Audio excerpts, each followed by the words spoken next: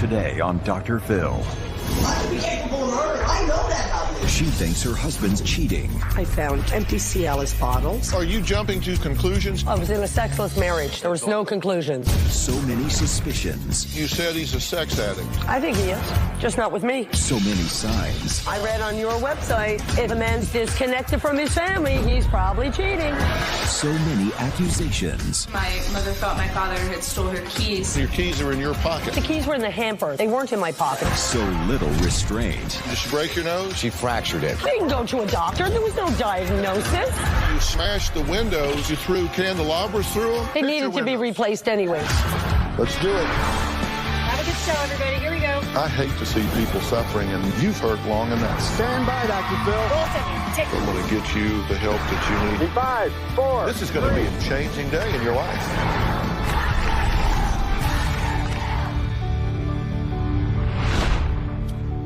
Samantha was so tired of her parents arguing every day that she finally grabbed her cell phone and recorded this video. There's more strength inside me when my adrenaline gets going. I really don't care. I'm just telling you. It doesn't matter to me. I'm telling you that. You're like Elaine about it. You won't have nothing to hold.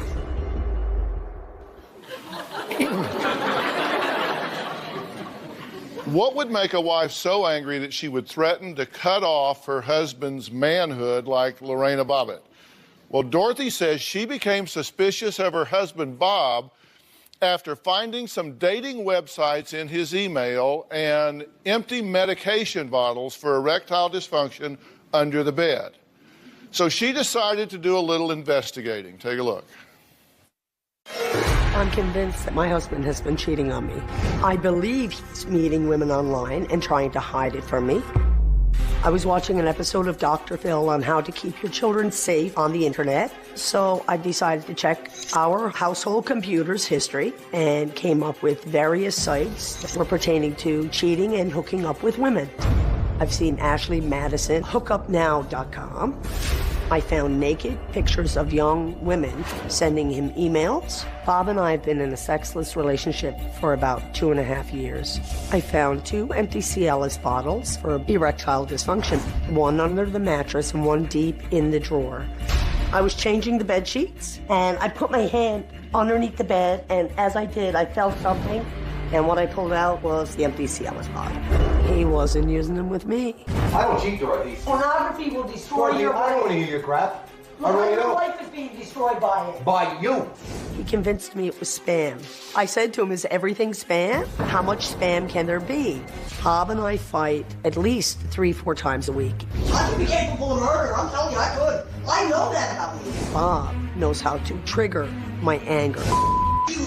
Go away, Dorothy. Before I call the cops. We have both gotten physical with each other. The worst fight, he grabbed me by the throat and he started punching my arm. The bruising lasted 6 weeks. The next day I went and filed a police report. Bob and I do argue in front of Samantha and Alice. You're out running around spending money. You're full of Bob is a liar. He frustrates me terribly. I do love my husband, and I hate him in the same breath. In my heart, I know my husband's been sleeping around. Well, in a few minutes, I'm going to tell you what really bothers me about all of that. But first, Bob says his life is now a living hell, and he blames one person for it. Me. Take a look. I am not cheating on my wife. Never would. Never could. supporting someone else. It's obvious. That's absolutely ridiculous. This is absolutely harassment. The Dr. Phil show has contributed to destroying my marriage. My wife had watched a Dr. Phil episode. The show was How to Catch a Cheating Spouse. My wife decided to check our household computer's history and claims that she found dating websites, and that gave my wife some ideas that I might be the one cheating. My wife has been using the computer as a weapon of mass destruction against our relationship. My wife thinks that my spam email is my real email and that I do respond and converse with these people. She thinks that I am fully involved in prostitutes in some way, shape, form, or manner on a regular basis. You're prostitutes it's a reality. No, Dorothy, not. She is constantly monitoring my every move. She has purchased a cell phone wiretap. My wife has actually even followed me and spied on me. In an effort fully to find me cheating, it has escalated to the point of telling me that I am homosexual, a transvestite, a liar. You've been lying to me for years. Absolutely ridiculous. She could be 2 inches in your face, cursing and swearing, I'm gonna get you. My wife will say that she wishes that I have a heart attack, drop dead, get run over, wishes I would get AIDS. If there is a swear word that's been generated by anyone in human language, she said it. Absolutely. Kicked me in the face, fractured my nose, ripped my face up. My wife has destroyed ashtrays, mugs, several chairs, 2 laptop computers, my cell phone. She destroyed all the glass in my van with a hammer. Because of our fighting, the police have been called 7 times to our household.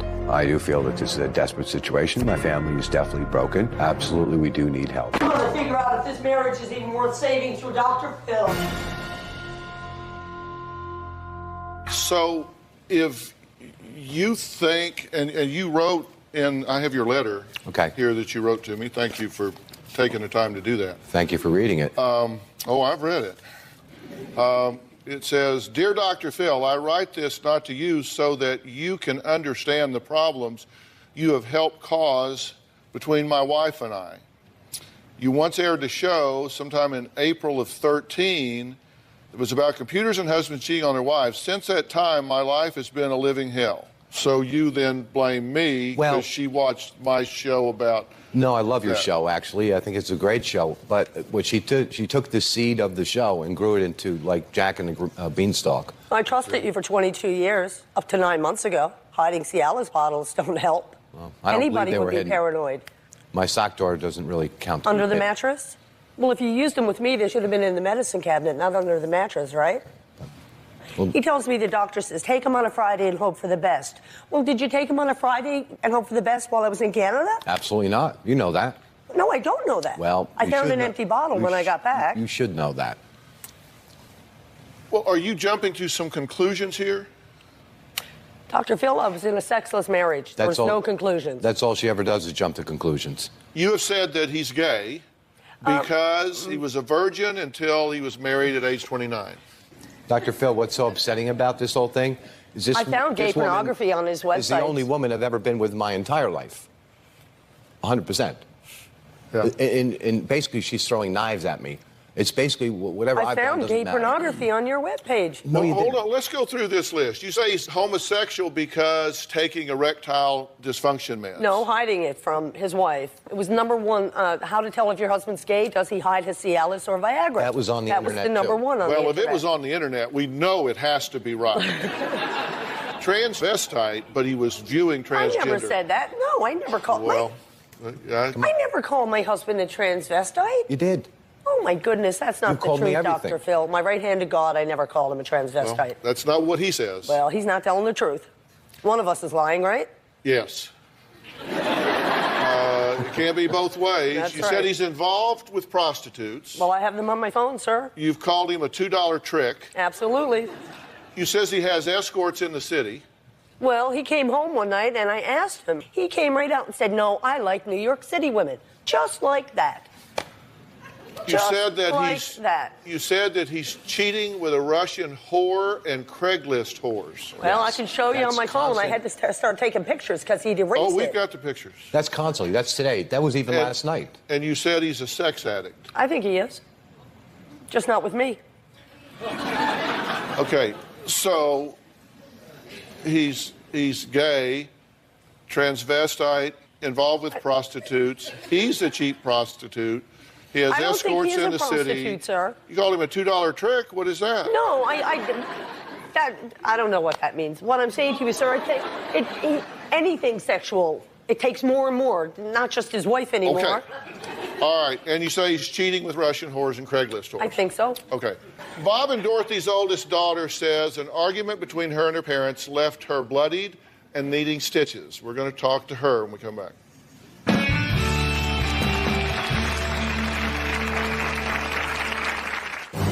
My mom attacks my dad, physically and verbally. She's thrown chairs, scratched his face. You have really got to leave. She wants everybody to be miserable right along with her. Misery loves company. And later, He's been disconnected from his family for 3 years. I read on your website, if he's disconnected from his family, he's probably cheating. but I told you everything on the websites. It was your website. It was your website, Dr. Phil. I know, I'm kidding. I don't believe that my father is having an affair. My mom needs to back off my father and realize that he is not cheating on her. My mom accuses my dad of being gay. My mom accuses my dad of being a transvestite. My mom has accused my father of having Russian whores. My mother thought my father stole her keys after she had a little bit too much to drink one night. She took everything that was on these racks, thousands of dollars worth of my dad's tools, and threw it out into our driveway. And she got a flat tire because of all the screws and the nails she put out there. And she blamed my dad for it because, you know, he took her keys. They were in her pocket the whole time. She wants everybody to be miserable right along with her. Misery loves company. After my mom stopped talking to me, life got 110% more peaceful. I honestly don't want a relationship with my mother if she continues on with the accusations. My little sister is only 12 years old and, you know, she acts as my mother's psychologist. I can't stand seeing her caught in the middle of this. It's the worst life I ever imagined. There's no way for someone to f***ing live. My mom has gone off the deep end completely. I mean, she says you've gone off the deep end. She says you're yelling and screaming at him, he's stealing your keys that were in your pocket. The keys were in the hamper. They weren't in my pocket. They were in my hamper. But he didn't have them. No, I didn't have them. At 8:15 in the morning, Sunday morning, she barges in the door, I mean barged in, starts kicking me, punching me, kicking me and punching me, and making a big ruckus about the fact that I took her keys. And I knew I did not take those keys. There was no possible way because I wasn't even there. Were you wrong? I was. Okay, but you And I apologized. Oh, well. Samantha says her mom, Dorothy, has severe anger issues and screams nonstop. My mom attacks my dad physically and verbally on a daily basis. You gotta say, oh, go out and have sex with a spend all this money. No. But if you don't, you're not getting money. Dorothy, nothing to do with it because I don't do that. She's extremely violent. She's thrown chairs, scratched his face. You have really got to leave. I have a tendency to break and destroy things in anger. I broke 2 picture windows. I smashed every window out of my husband's van with a hammer. I broke this one, his driver's side, and the front windshield. She has smashed 2 of his laptop computers. She has super glued his phone shut and put it in glasses of water because she was angry at him. When I was 16, she threw a blender at me. She threw the pitcher full of margaritas at me and split my face open over my left eye. There's blood everywhere. I still have a scar over my left eye. They're lasting images. They're burned into my mind. I'll never forget them. Okay, when you see all of that together, does it seem terrible. Reasonable behavior? It's horrible. In fact, I made a list of what I consider to be erratic behavior. In 2007, it's reported that you hit your daughter Samantha in the face with a pitcher, which she just said. In June of 13, you got home drunk at 3 a.m., had a fight with Bob and Samantha. On the 18th of July of last year, you clawed his face. Right. And you claim that he fractured your rib. On 7/13, you accused Bob of being in hijinks with a postal worker. On August 13th, you threw all of his clothes outside over the railing. On August 2nd, you threw and broke a chair and then called the police. On 8/12, you left a hostile message for Samantha, said, you need to get your blank out of my house or else. Then in September, you made Bob take a polygraph test. He passed. But he also had a missing colada pen. So there's But suspicion. you still accused him of cheating. On 9/18, you accused him of sending an email to a woman and you smashed the windows at Samantha's house. 2 5-foot picture windows and you threw candelabras through them? He told me I could be in charge of 3 Cialis pills. He took a Cialis pill, disappeared that day at 2:30 and didn't show up. We had a date that night that he didn't show up for. And so your theory is the way to handle this is to throw candelabras through two, not one, but two 5-foot picture windows. It needed to be replaced anyway, sir. No, Dr. Phil. The sashes were rotted. Dr. I figured Phil, I'd just move it along. These were They really did need to be replaced. This was serious. This is quarter-inch plate glass. I know I shouldn't have done it. That same month, you got your daughter again involved in your marital and adult issues. This is the older daughter. Tried to get her to help install phone monitoring equipment. I did, but I was unsuccessful. So you could tap his phone. Exactly. Yes, sir, I did. Okay, and then in December, you followed him to the store to spy on him. Absolutely not. Never followed my husband once in my life. Okay, so you tried to bug his phone. You threw candelabras through the windows. Yes. You say all of that, but you didn't follow him to the store. So my right hand to God. Dr. Phil, she went to my van, grabbed my cell phone first. Sure. Then went in the store with my cell phone. That's Analyzed right. everything on the cell phone. Absolutely. Left the store, threw my cell phone across the parking lot. You started this problem, honey, by hiding those pills. How'd You I should have start the never done problem? that. I trusted you for 22 years. That man could come home with his underwear in his head and I wouldn't ask him where he was. This past 9 months, I don't trust you. No more. I'm done. I'm not done yet. On the 22nd, you smashed the windows out of his truck. Merry Christmas. Yeah. Then on January 12th, New Year, let's start fresh, right? So you hit Bob in the nose during an argument, and did she break your nose? She fractured it. How do you know it was fractured? Because there was blood coming out. He didn't go to a doctor. There was no diagnosis. It hurt for 2 weeks. He doesn't. Please. He didn't even have a bruise. I don't. On 1/19, a week later, you kicked and punched him in front of your 12-year-old daughter. No, I don't recall that. You took Bob's work tools, including a $1,000 sprayer, heaters, nails, screws, dumped it all in the driveway of the house. I did, but I put it all back. I picked everything up, I apologized, and I put everything back. I apologize for doing it. Well, it's because it punctured your tire. Sir, he knows how to trigger me. He plays me like a fiddle, sir. This is your marriage. Oh, I know. It actually is. It's a mess. It does kind of indicate it. Looks Yeah, sort it of does, doesn't it? It's a little symbolic. You're smashing windows out of houses and cars and kicking and punching him and then going, oh, never mind, found him. Sorry, my bad. What the hell is that? And that's what you've done with me. I said, did you throw candelabras through the windows? You said, yeah, but they were old. They needed to get replaced anyway. So, the fascia was bad. They were needed to be replaced anyway. So therefore, it's okay for you to be standing out in the yard in the middle of the night throwing candles through picture windows. It wasn't okay. Dorothy says Bob has made 6 figures over the last 3 years, but they still don't have enough money to buy groceries. We're going to find out what Dorothy thinks happened to all that money.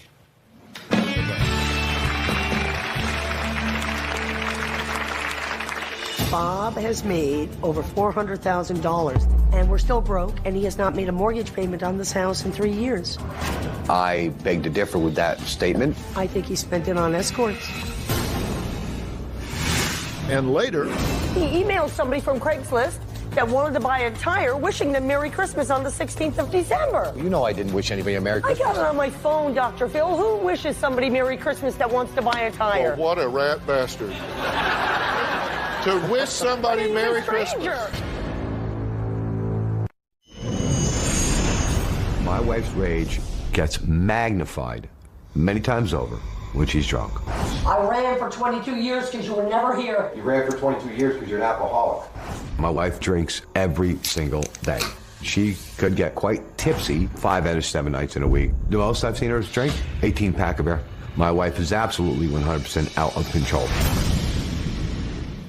Well, that was Bob talking about his wife Dorothy's out-of-control drinking. Now, after watching an episode of my show about a husband whose infidelity caused his family to go into financial ruin, Dorothy started accusing Bob of spending all of their money on other women. She says Bob has been sucking money out of their bank account like a vacuum. He just says that's the pot calling the kettle black because Dorothy is the one overspending and misusing money. Take a look. My family is now in financial ruin. Bob has made over $400,000 in the last 3 years, and we're still broke, and he has not made a mortgage payment on this house in 3 years. We don't give a about your family or happiness or anything else. Yeah, what makes you think that? All you care about is sucking money out of the account like a vacuum. Dorothy thinks that I put our family into financial ruin. I beg to differ with that statement. Economic conditions are to blame for that. In 6 months, he had pulled out $33,000 in cash. I think he spent it on escorts.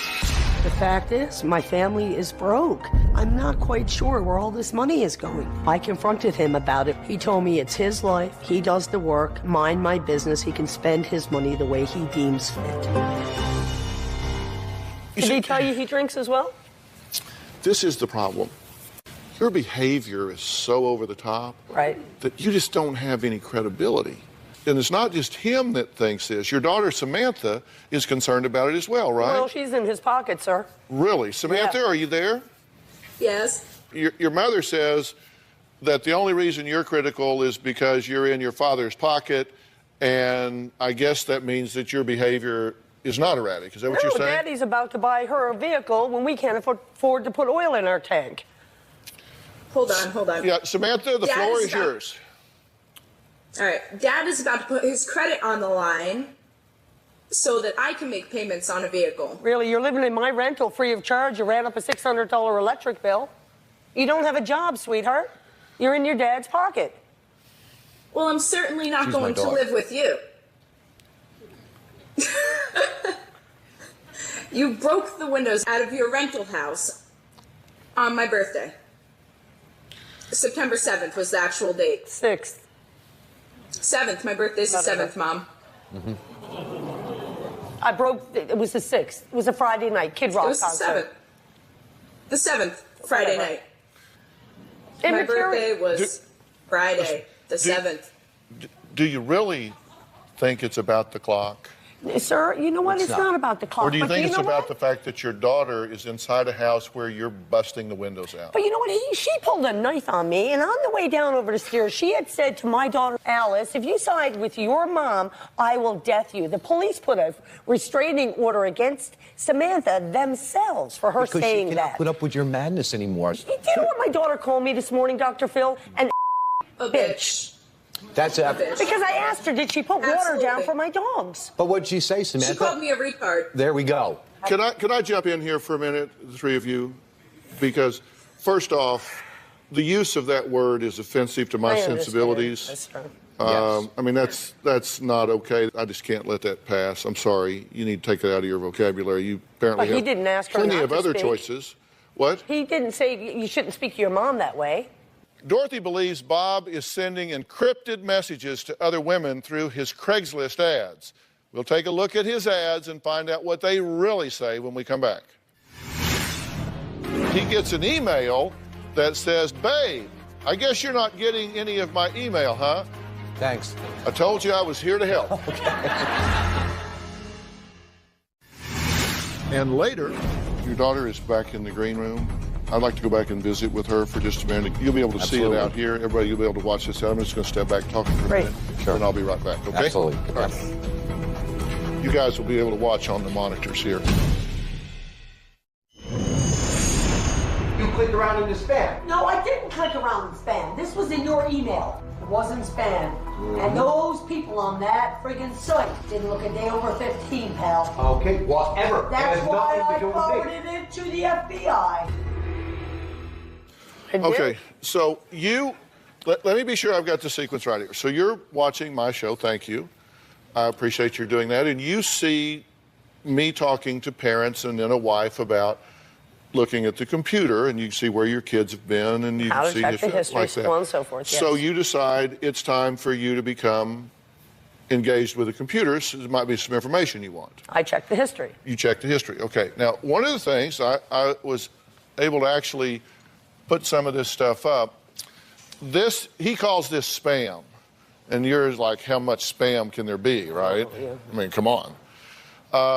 Because he gets an email that says, "Babe, I guess you're not getting any of my email, huh? I've been trying to email you so many times, but this damn laptop is such a piece of garbage and keeps freezing. Anyways, how you been? I've never seen that before. So Well, that's one of them off of the Okay. show. You can add that to your list. Okay. Thanks. That's all. Thanks. Yeah. I told you I was here to help. And you've seen them like this, right? I've seen several things. Yeah. But here's the problem with this. This is that very same passage. We found it in 14 different places. This is a form email that is sent out trying to get people to respond so people can get their addresses so they can start working to hack their computer. Okay. This is, in fact, spam. Okay. And you say, how much spam is there? Well, we all get them. This is my personal cell phone. Right. And this is from last night. These are all of the spam emails that I got just last night. In your regular email? Yes. So you don't have to go to your spam to get them. They're No, in your regular I have a email. filter that takes them out. Okay. Stimulate your body to impress women. Dear DPM, don't miss your 60% off. And God only knows what is 60% off of. Then your theory was, okay, he's posting on Craigslist, and you said these are encrypted. No, I never said the Craigslist were encrypted. Yes, you did. No, I didn't. You said the emails for Snowmobile and selling a Ford were actually contacts. Sir, what I said, Yes, you did. I went to WinZip and I brought back 30,000 erased files. And I couldn't read them, so I got the Geek Squad to come in to help me read them. They told me before they were erased, they were encrypted. The Craigslist got nothing to do with encryption. What's your problem with the Craigslist? You did say it was encrypted, by the way, but what is your, give us your new problem. Well, there was 50 or so email contacts, Yeah. and they were all in reference to the snowmobiles, a tire, and a van. Well, she thinks they're And a the front. snowmobiles, nobody came up our driveway to look at those. But that's what I mean. You think they're a front. I think they're a front of some front. sort. You think these are a front. So he's putting this up to sell this, and it's a front for what? Because you notice down here, he even clicked, do not contact me with unsolicited services or offers. Get a load of this. He emailed somebody from Craigslist that wanted to buy a tire, wishing them Merry Christmas on the 16th of December. I didn't wish, I didn't wish anybody a Merry I Christmas. got it on my phone, Dr. Phil. Who wishes somebody Merry Christmas that wants to buy a tire? Well, what a rat bastard. To wish somebody Merry Christmas. A complete stranger. Dr. Phil, you know what? He's been disconnected from his family for 3 years. Not saying straight. he hasn't been. I'm just saying And you're not. I read on your website how to tell if a man's cheating. If he's disconnected from his family, he's probably cheating. That man doesn't take me out to dinner, Dr. Phil. But I told you everything on the website. It was your website. It was your website, Dr. Phil. I know, I'm kidding. All right, next we're going to find out why Dorothy believes an anti-anxiety medication played a huge role in Bob passing a polygraph exam. Plus, what their youngest daughter Alice said about their fighting.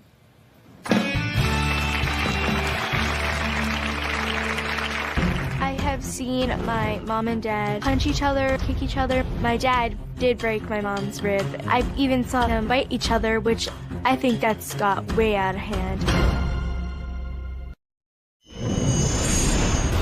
I have, at my wife's request, taken a lie detector test to prove that I've never cheated on her, and I passed it with 100% certainty.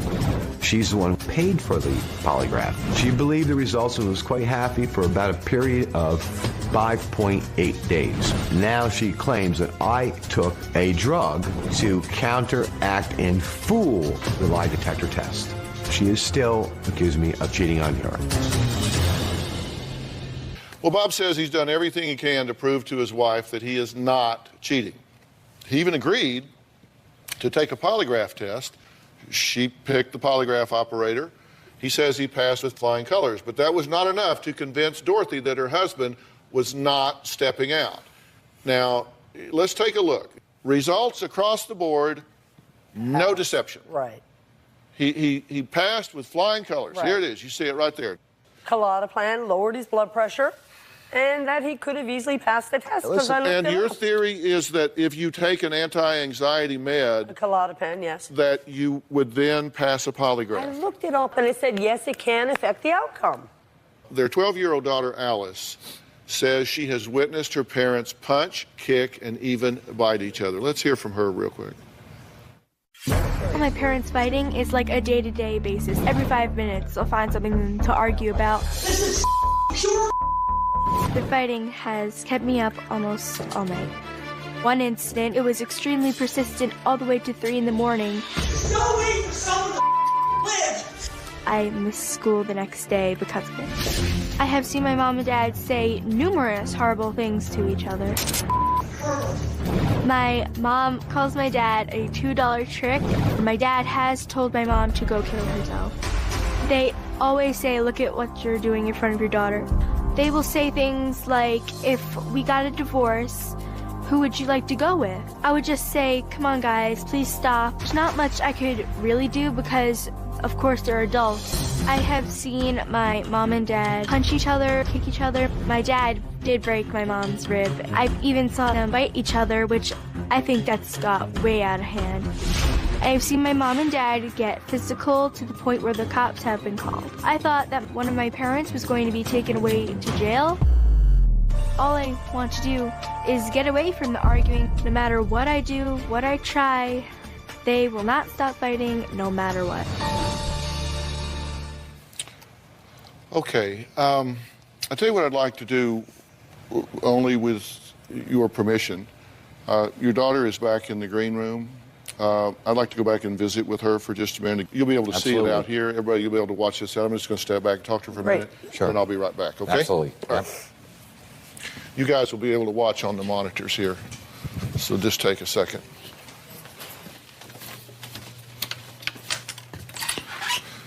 Hey, how are you? Hi. I'm Dr. Phil. Hi. Good to meet you. Good to meet you too. It's been a little bit of a rocky ride living in that house, huh? What bothers you the most?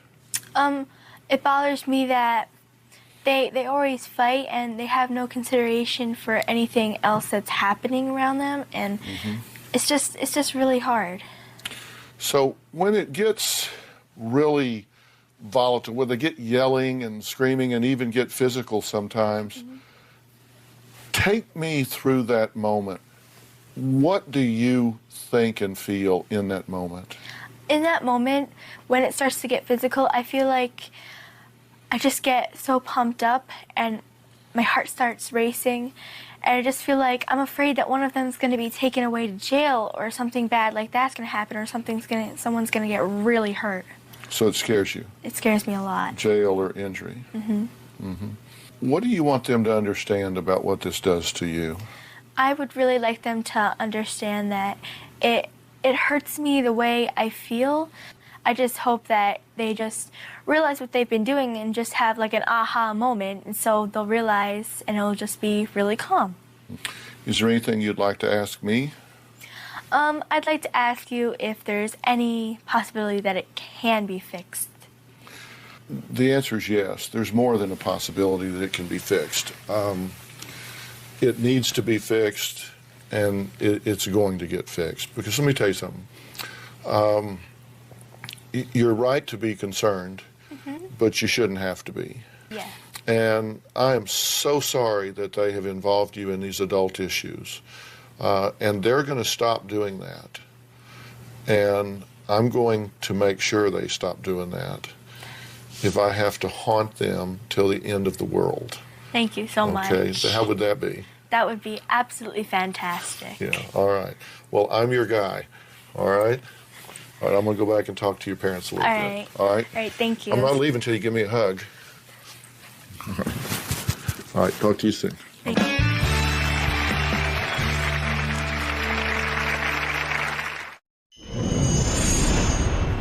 My kids have witnessed this fighting. The bottom line is our family. You destroyed our family.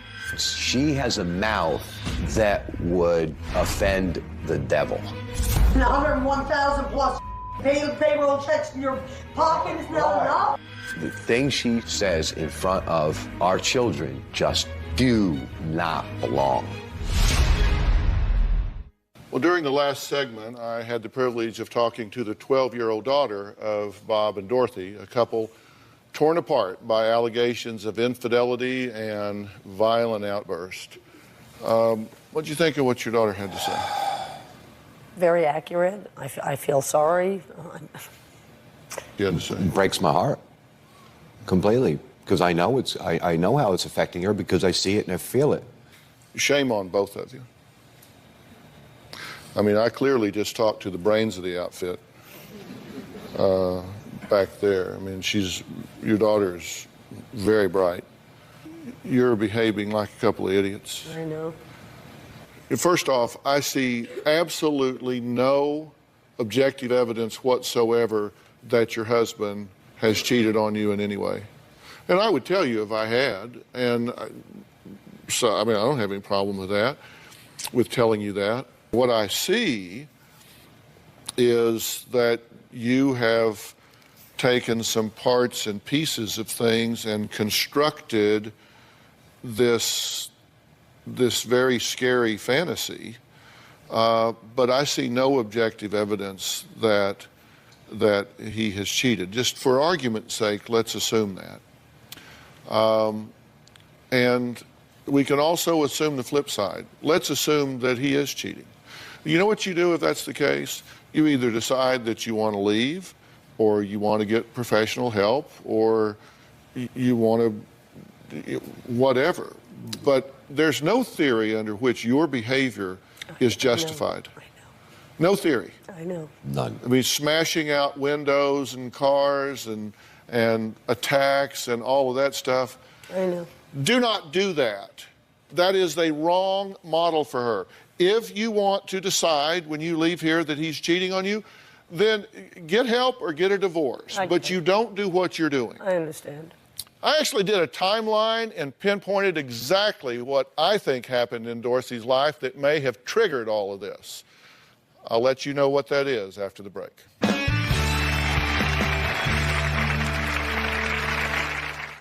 There are alternative explanations for why this may seem so real to you. Because I did a timeline of all of this. And I don't know.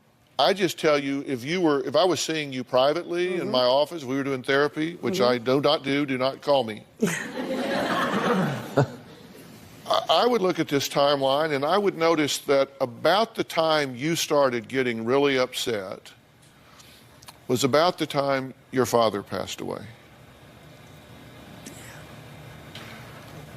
You have a history of extreme behavior. You have said you were a shopaholic. You have said you were addicted to prescription drugs.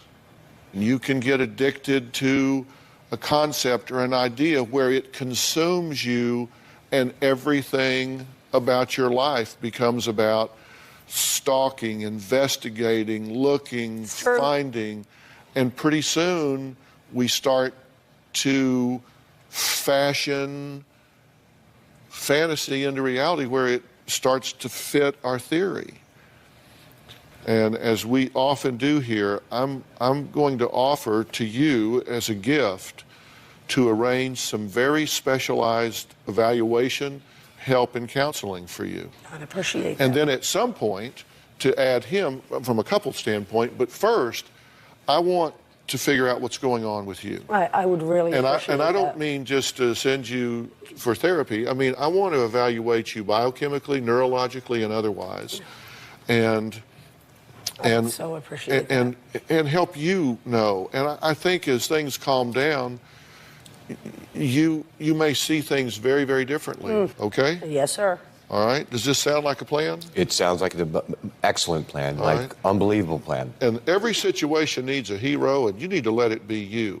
Whatever you have to do, stop this yelling and screaming in front of that daughter, because the both of you are doing it. Consider it done. And I mean, you both owe that girl an apology.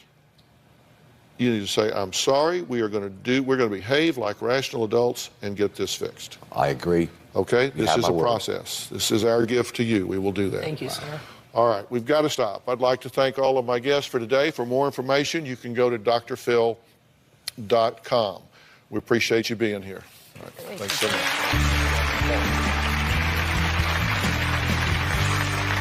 Thanks, guys.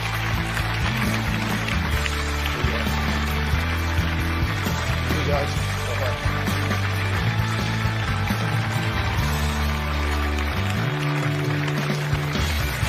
Today on Dr. Phil, from disgusting dads He will pass gas as loud as possible. Were you raised by wolves? to graceless grandmas We sent Penny to an etiquette class. Oh my. to the cheapest man in America. In a grocery store, you will pull the grapes off because you don't want to pay for the vine. Extremely bad etiquette. He will separate 2-ply toilet paper. Great. Did I shake your hand? Let's do it.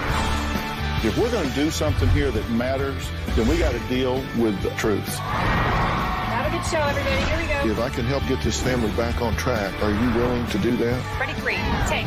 This is going to be a changing day in your life. Go, Dr. Phil.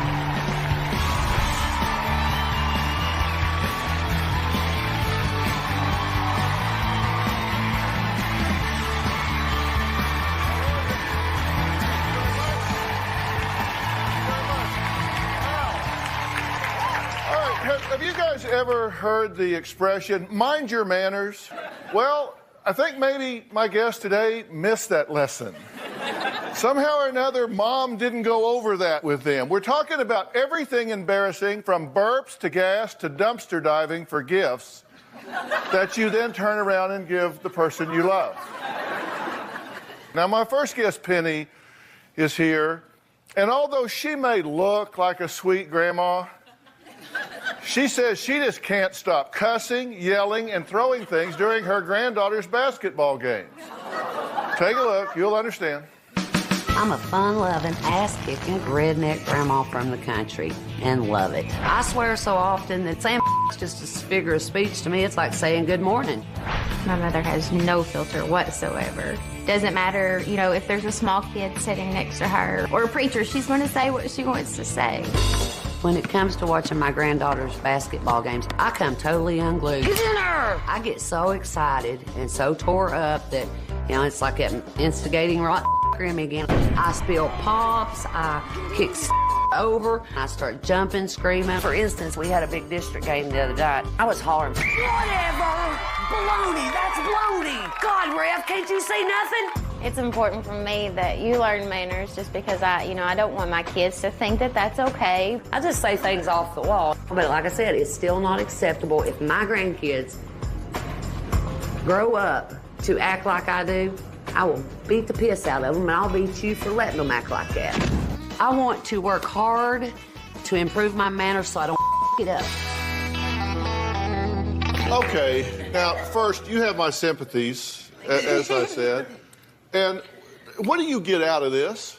See, people don't do things if you don't get a payoff for it. What do you get out of this? It's kind of like my anger management, going to a ball game, you know.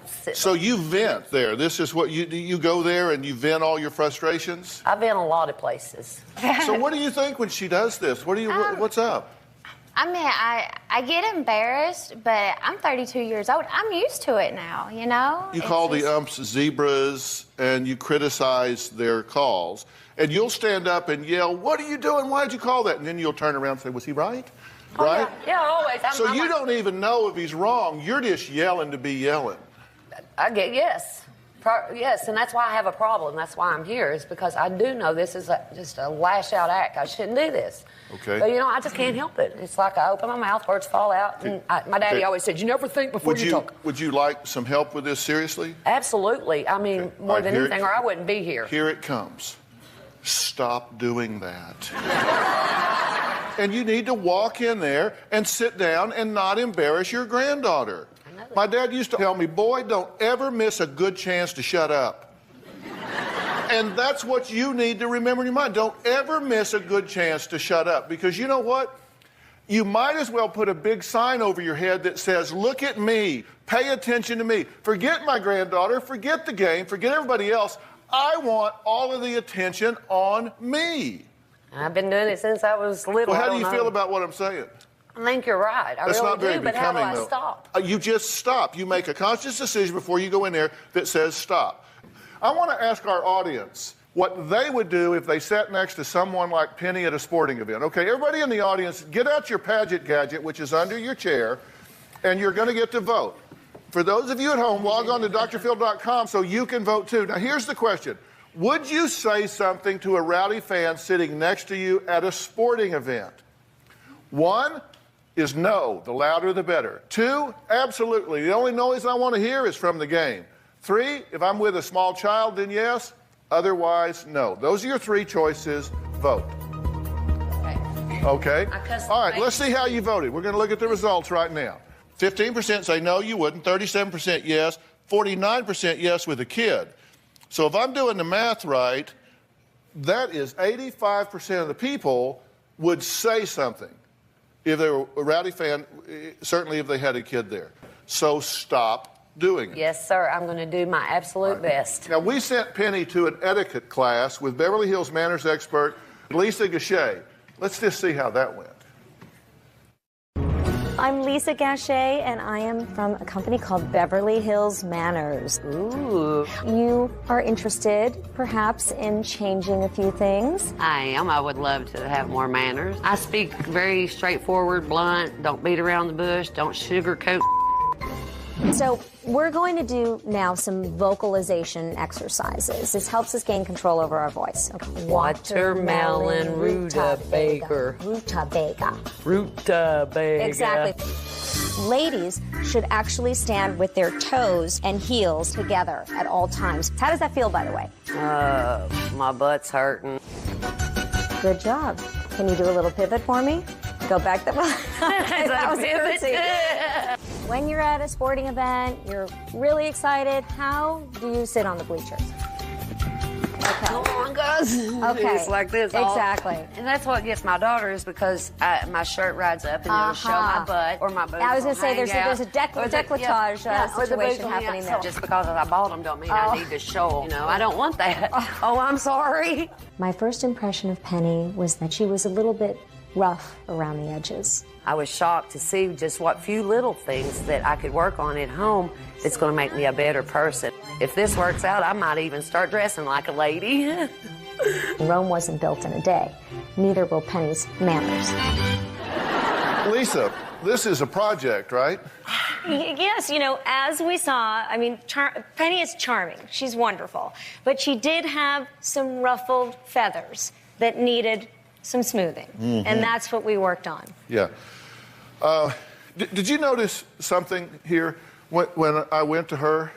You know, she didn't lean forward and get on her knees when she talked to me. And also, she started out finding something with which to compliment you.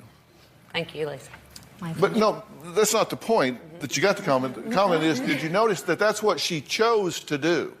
Because I threatened her earlier, told her if she talked bad about me, I was going to get her. I'm sorry, Dr. Phil. Look, we all make choices. And don't tell me that you're a zombie. You make a conscious choice to give yourself permission to draw attention to yourself at the expense of your granddaughter. And the next time you do it, I want you to hear me in your head saying, you know what? I'm taking the spotlight off my precious granddaughter right now. Not only am I embarrassing her, but I'm stealing her moment in time so people will look at me. When we were at our kids' games, we weren't even allowed to say their names, right? That's right. We couldn't say, go, Jordan, go. We couldn't even say their numbers. Oh, no. Y'all need to play good ball shot, 13. We couldn't say that. Because your kids wouldn't let you? No, that's right. They said, look, don't do that. Just let me do what I do, and you can clap like everybody else. You don't need to call out my name or number. And that was when they were in the second grade. All right, he burps. He passed his gas and picks his nose. No, he's not a 3-year-old. It's just what he teaches his child. We're going to talk to him next as our etiquette class continues. We'll be right back.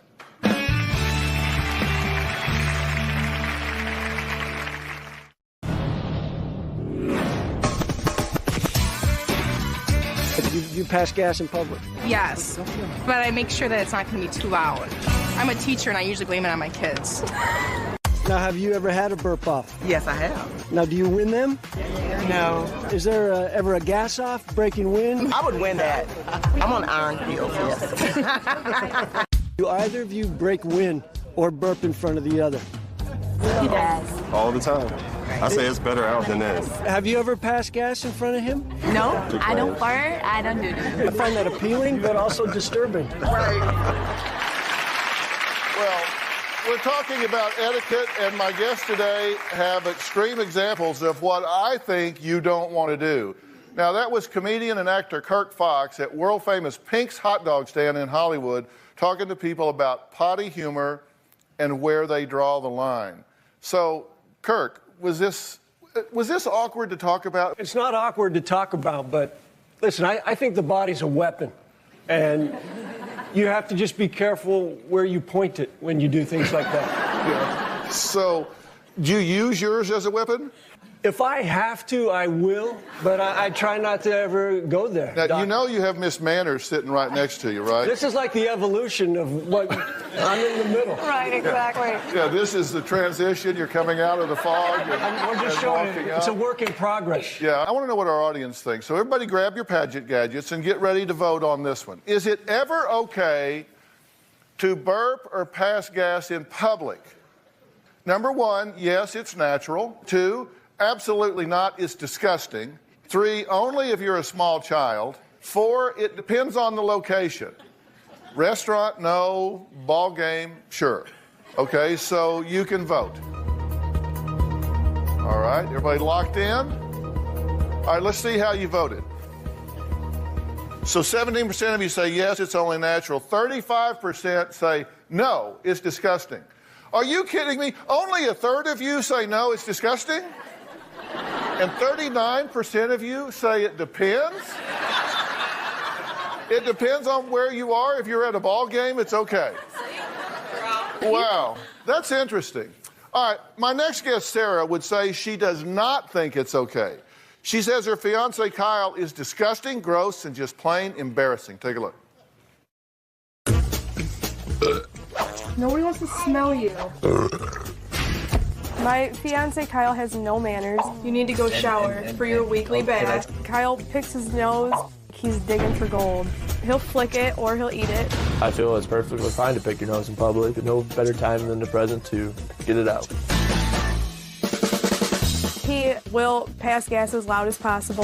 Kyle, you're so gross. Shut the door. After I pass gas, I'll tell my daughter to smell it, or I'll fan it towards Sarah. Kyle, stop. Heck. Oh, my finger! Their 3-year-old daughter, Keely, will come over to you and fart on you. Okay. She'll tell you to smell her butt crack. Oh, it's stinky. Kyle encourages all the bad behavior that Keely has learned. Why don't you go rip one on Mommy? We were at a family night where all the kids get up and they sing, and Keely stood there the entire time with her fingers shoved up her nose. I was completely embarrassed. Sarah needs to lighten up. She's a real prude. Okay, Sarah, you don't like this. No. Why not? What bothers you about it? She's supposed to be a little girl, you know, Mommy's a little princess, and she's farting and going around picking her nose. Yeah.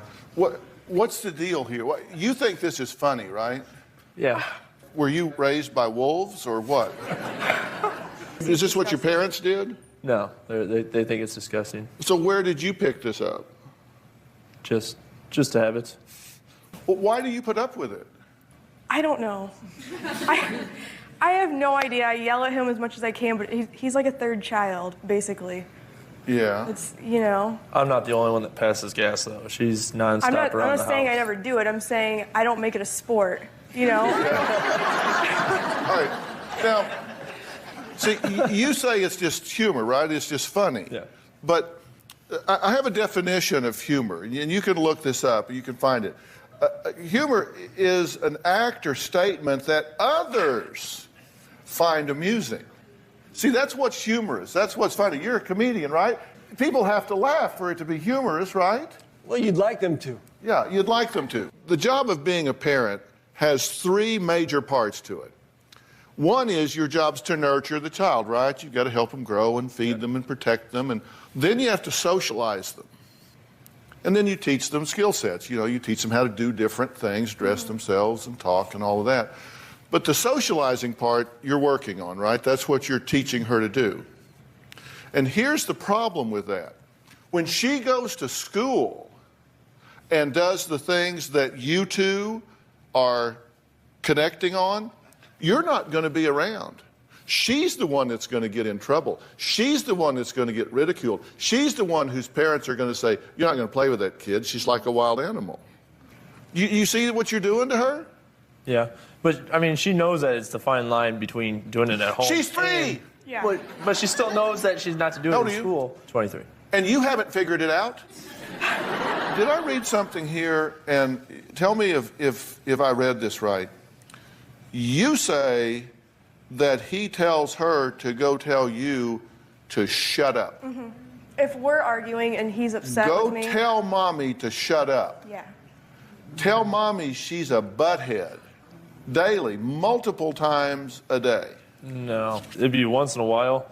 But then she does the same thing. If either one of you are telling this child to go tell the other one to shut up, that they're a butthead, that is so inappropriate. I can't even begin to tell you. The child doesn't know that, well, wait a minute, where's the pecking order? Where's the boundary?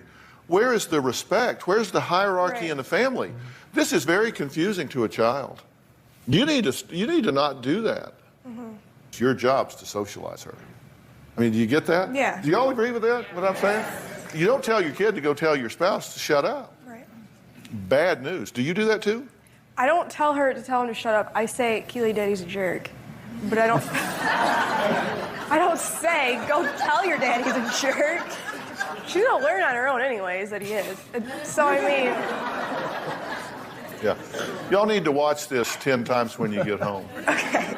Okay? All right, next, I want to find out what some of you would do if a total stranger asked you to take your leftover food home at a restaurant. There's a reason I'm asking this question. You're going to meet the reason as soon as we come back. His wife calls him the cheapest man in America. We'll be right back.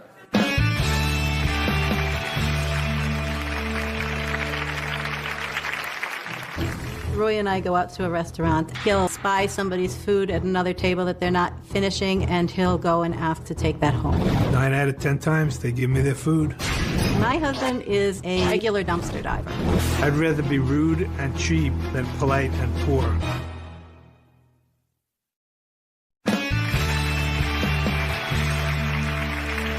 Have you ever been out to eat and had a stranger ask you for your leftover food?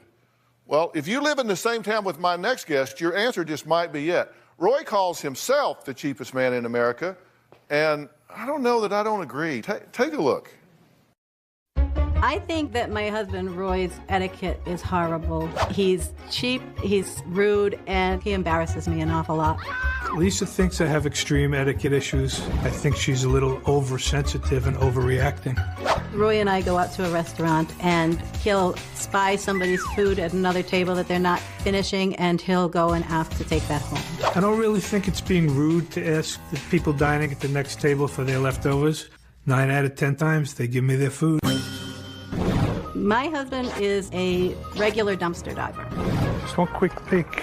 One time, Roy gave me flowers. He thought he was being romantic, and it was a nice gesture until I found a sympathy card, and it said, "Condolences, Beth Ann." At that time, I realized that Roy found these flowers in a dumpster behind a funeral home. It's the thought that counts. When I talk to Roy about his behavior or lack of etiquette, I don't think he gets it. I'd rather be rude and cheap than polite and poor. Well, are those the only two choices? Are polite people poor? Not necessarily. I mean, the stuff you said is, come on. Well, I don't really feel that it's being rude, taking something out of a dumpster or politely asking people at the next table for their leftovers. And so you thought so little of her that you gave her some used flowers from a dead guy? Well, what she said to me was, every woman likes flowers, but not every woman appreciates dead flowers. But he still brings them. Do you go by the funeral home to look in the dumpster? Where do you find flowers from? Oh, you do. You actually go behind. You go there because you know you're going to score. To be honest with you, most of the flowers that go to a funeral don't end up going to the gravesite. They get discarded or given to nursing homes, and they're there for the asking. Yeah, so what did you think? You got some flowers, and you're thinking, well, I thought it was nice that I had flowers. This is doing good. He turned loose of some cash here for me. Right. And then you reach down in there and you pull out, say, sorry, you're dead. Kinda. What did you think? She wasn't happy. I kind of was like this. I don't know what to think, you know. And then I looked, and then I asked him why there was a condolence card in the flowers he bought me. And then he had to tell me that he didn't really buy them for me. I messed up, so I fessed up. I told him the truth. And that he told me where he got them from. If you're at a restaurant and you're starting to finish up the meal, do you start getting nervous? Well, because does he start scanning the room? I'm more concerned when other people start finishing their meal than when I start finishing. I guess that's the thing. Yeah. It's when they're leaving. Yes. That's when he starts eyeing people's plates and stuff to see if there's anything left over. And if he sees it and he likes it, he asks for it. Well, what if they sneezed on it and you've got stranger cooties on your food? I don't know. Does that not bother anybody? Okay, I got to ask Robin. Seriously, what would you do if I got up in a restaurant and walked over to somebody and said, you know, that really looks good. Do you mind if I have the rest of that? Oh, my gosh. I would think you're crazy. There's something wrong with you. That's what she thinks. Well, there you go. You and Robin. I agree with her, yes, 100%. Yeah, you and I couldn't be more different. They couldn't be more alike. Now, Roy says he hasn't purchased ketchup in over 5 years, and instead,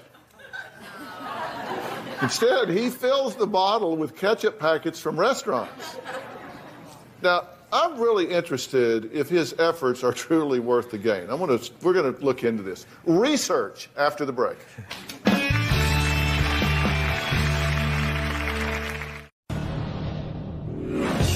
My husband, Roy, is the cheapest man in America. If I go to a fast food place, I just request extra packets of ketchup. I refill my bottle that I have at home. I do the same thing with mustard, mayonnaise, and other condiments. It's not stealing because I'm asking for it. When he does that, it's very embarrassing. Well, today I'm in shock. Roy here says he's known as the cheapest man in America. His wife, Lisa, says, yeah, that's right. Now, is it true that you will go in a grocery store and buy grapes and you will pull the grapes off the vine because you don't want to pay for the vine? Right, and cherries with the stems. Yep. It'll weigh less, right? I mean, that's your theory. So you've got grapes here, and these grapes are on the vine. These grapes are pulled off the vine. So this is what you'll do? Oh, yeah. Because I don't want to pay for this. I don't eat it. Okay.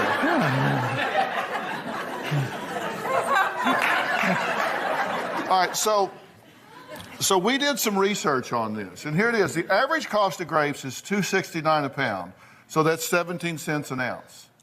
So an example of 1 pound, 7 ounces of grapes is 23 ounces. It would cost $3.91. Okay, now the weight of the grape stem is 5/8 of an ounce. The cost of that stem is 11 cents. So you just made 11 cents, right? Great. Well, you apparently don't think your time is worth much because to de-stem the grapes, even if you're real fast, would take 2 minutes and 52 seconds. Okay, now in your state, the minimum wage is $8.46 an hour. So if you do the math, it costs you 40 cents to de-stem these grapes. So you can save 11 cents. It's personally satisfying, and I have the time to do it because I don't work a full-time job.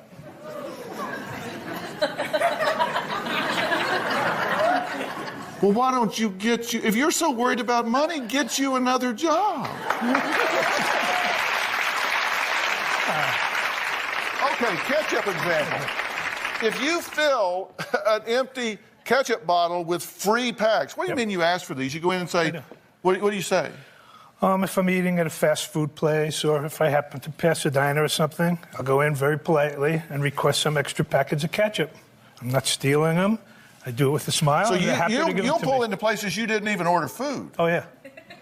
And you'll get out and walk in and say, can I have some ketchup? Yeah. Well, the average cost of ketchup is $1.39 for 23 ounces. 73 packets it takes. 73 of these. You know that already, don't you? Okay. To fill up a ketchup bottle. 9 seconds to open the packet. I'm afraid you look like you have a little experience on that. And then neatly. Have you done this before? No, but I tell you, I was so broke in college one time, I got some hot water and ketchup and made me some tomato soup. There you go. I respect that. Toilet paper. He will sit and separate 2-ply toilet paper so you can use just 1 ply. Right. Did I shake your hand?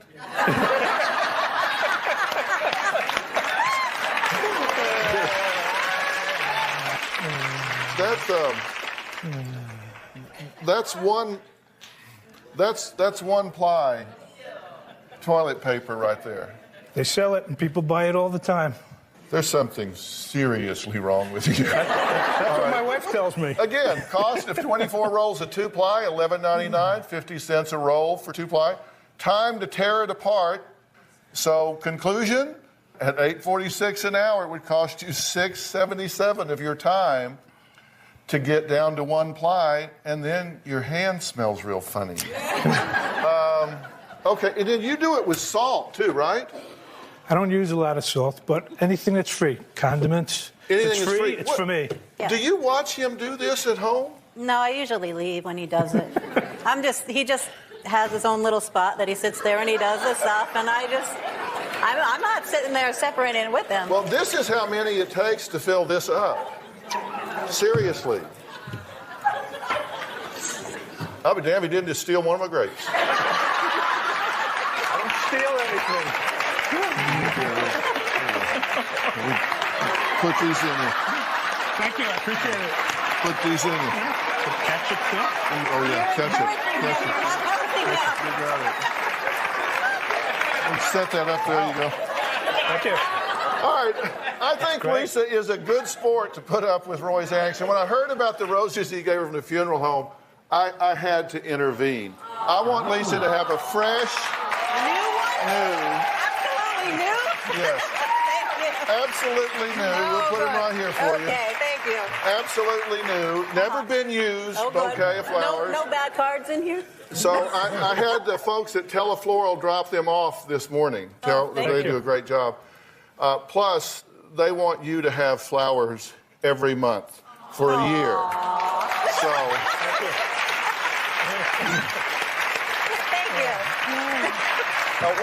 While we're here, I was talking to them because everybody loves to get flowers. So I asked Teleflor to give everybody in the audience a $50 gift card. Wow. So you all get a $50 gift card.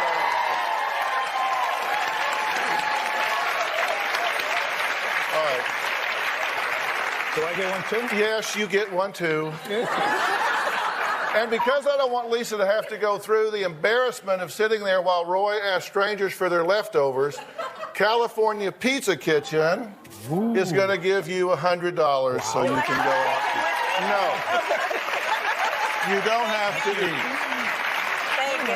Everybody loves pizza, right? So I asked him to give everybody in the audience $100.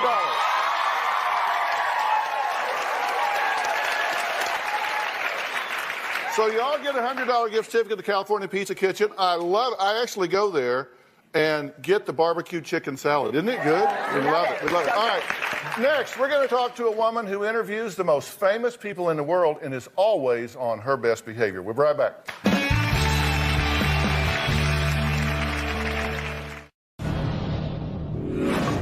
Hi, Dr. Phil. I'm Jacob and I'm 8. I'm Jessica and I'm 7. We don't have a job. And we don't have a lot of money. But we have the best mom. Can you tell us how to make a homemade gift for our mom? Thanks for your help, Dr. Phil. Bye, Dr. Phil. We'll be watching. Well, That's actually a great question from really cute kids about what gift to give when you don't have money. And look, little kids don't have money, but they get great pride in doing things. And we all do, right? When you actually put yourself into it. If you don't want to go dumpster diving like Roy, you got to have some other idea. Well, I've got somebody here to help me answer this question. She is a really good friend of mine, host of the most watched entertainment news show in the world, Entertainment Tonight, and author of the new book, Secret Ingredients, Step-by-Step Recipes for Creating Meaningful Gifts. Please welcome Nancy O'Dell. Hey, Dr. O'Dell. Good to see you. How are you? How are you? Good to see you. Nancy O'Dell. Have a seat. You know, you live under the spotlight, right? We see you on the red carpet. We see you with the Hollywood stars. Are there any real etiquette gaffes you've either dealt with or had when you were on the red carpet? Calling somebody by their wrong name is probably not a good thing to do. Don't you hate that? Oh, my gosh. Sometimes we play jokes on each other. We'll send somebody in who nobody has any idea who they are. Maybe they're an assistant or something and sit them down to do an interview with our co-host just so that they have to, you can see them squirm. That's probably not very good etiquette, but we have a lot of fun with it. Yeah.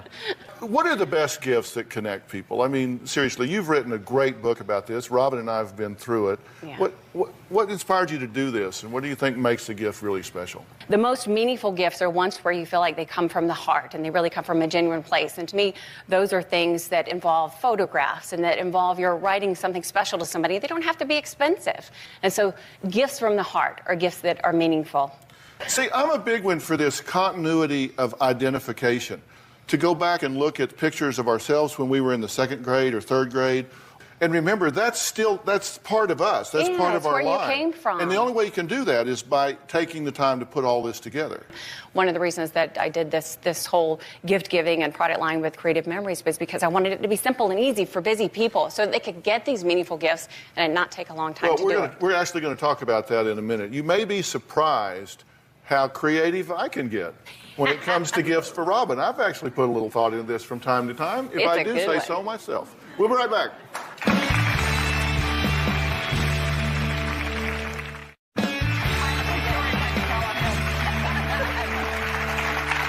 Well, today we're talking about etiquette. Nancy O'Dell, host of Entertainment Tonight and author of Secret Ingredients, is here to help give some memorable gifts.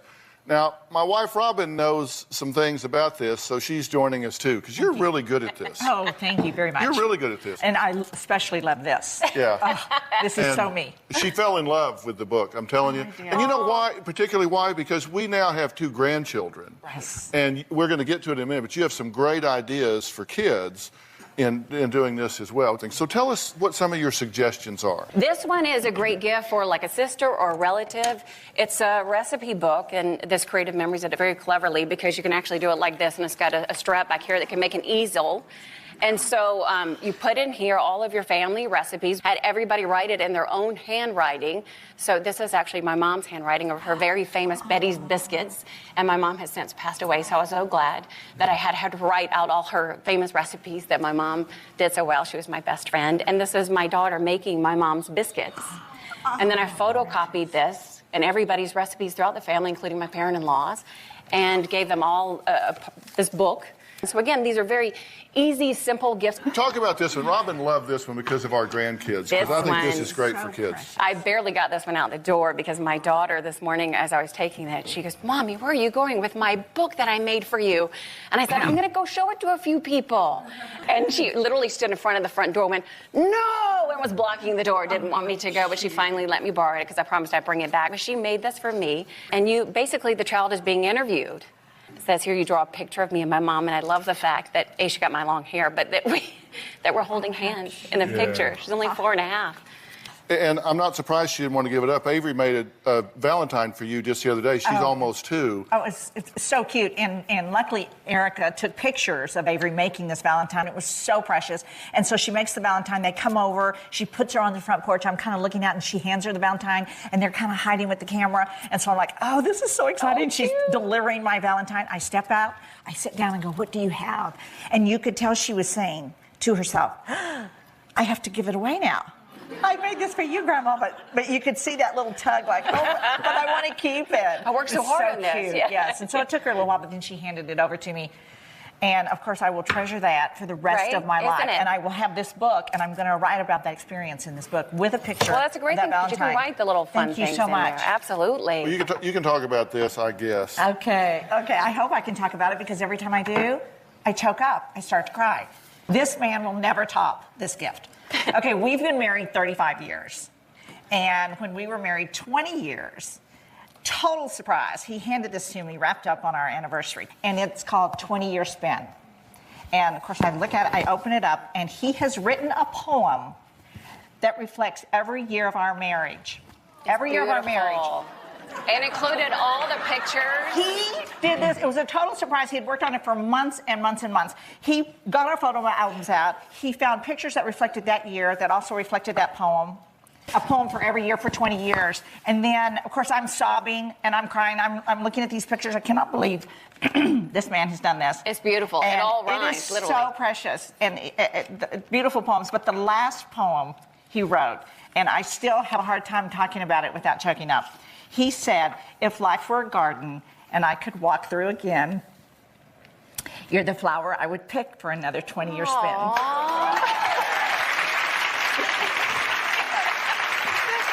That's pretty good, right? Are you kidding me? I've always loved you, and I love you even more now. You two are such crybabies, I swear. That's what it's all about. That's some good etiquette. That's some good meaningful things. Well, we'll talk about this some more when we come back. We'll be right back.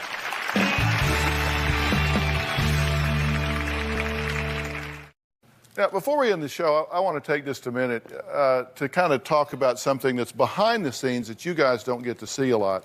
I think in 10 years, we've done like over 8,000 guests here on the show.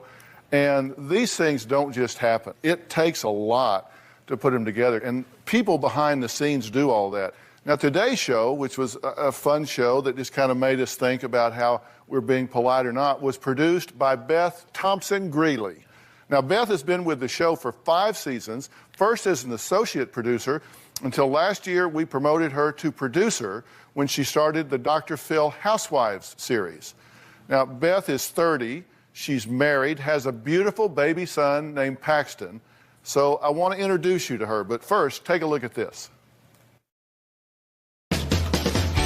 I grew up in Pittsburgh, Pennsylvania. My parents couldn't be more excited about my job. My mom's a total planner and always loves to throw parties, so she's convinced that, I really got my producing skills from her. Before moving to Los Angeles and working for Dr. Phil, I worked for the Travel Channel and did a really fun travel series where I got to go dog mushing in Alaska and join the circus in Atlanta. When I first started at Dr. Phil, I was a senior associate producer for Ed Santos. One of the biggest projects we worked on for several seasons together was the Alexandra story from the Dr. Phil family. I am not a crackhead, and that is how you're treating me. I'm not treating you like a crackhead. I'm done. And I'm so happy after 5 seasons, she is finally in rehab. I just had my son Paxton a year ago this month. When I found out I was pregnant, I was so excited to share the news with Dr. Phil and Robin, and they were fantastic. They were so excited. Hey, Beth, congratulations. So you're having a big baby shower. Oh, I'm so happy for you. Our executive producer, Carla Pennington, offered to throw me a really amazing shower at her home, and it was so thoughtful and so generous. I absolutely loved it. Say hello. I bring them in whenever I can, and especially on the weekends, I'll be missing them. Yay! I think one of the most exciting parts about my job is the rush of taping a show. I have a really great associate producer, Jennifer, and she is really in charge of booking the stories. I also have a segment producer, Teen, who's fantastic. She is in charge of putting all the wonderful tape together. And then I have a great production assistant named Anna, who really just keeps the whole team together. On the day that I have a show, I'm able to see everything that I've been working so hard on. That morning that I wake up, it's just an instant rush. I really enjoy working at Dr. Phil for a couple reasons. And one reason is the fact that I really do believe that we make a difference in people's lives. Well, let me introduce you to Beth Thompson-Greeley. Beth, come on out. Good job, good job. Thank you. So you've been here 5 years. It seems like longer. I know. I feel like it's flown by, honestly. But when I look back and see everything, it's amazing. But it's a lot. You put in a lot of long hours, right? Absolutely, yes. Because I know some of the times you were talking to, like Alexandra, for example, or other guests, because sometimes they get nervous, they get scared. So you're talking to them 2, 3 o'clock in the morning, right? Oh, yeah. Was this group fun to work with today? They were a blast. This show was really fun to produce, and that's what I love about my job. You know, one day I can come in and help work with someone like, you know, Alexandra, who's dealing with addiction, and then the next day we're talking about burping and passing gas. So it's always different, and it's always changing, and that's why I love it. So what's it like to be a mom? You know, it's absolutely amazing, and I just love it. And I have a very understanding husband named Brad who is a huge help and really helps make sure that I can do my job and also be a mom at the same time. Yeah. All right. Well, you do a great job. I just want to introduce you to the people. You. Beth Thompson, read it. All right. Thanks, Beth. I want to thank all of my guests, and I also want to thank actor, comedian, and my good friend Kirk Fox for helping out today. And a special thanks to Nancy O'Dell, author of Secret Ingredients, Step-by-Step Recipes for Creating Meaningful Gifts. And everybody in the audience is going home with a copy. All right?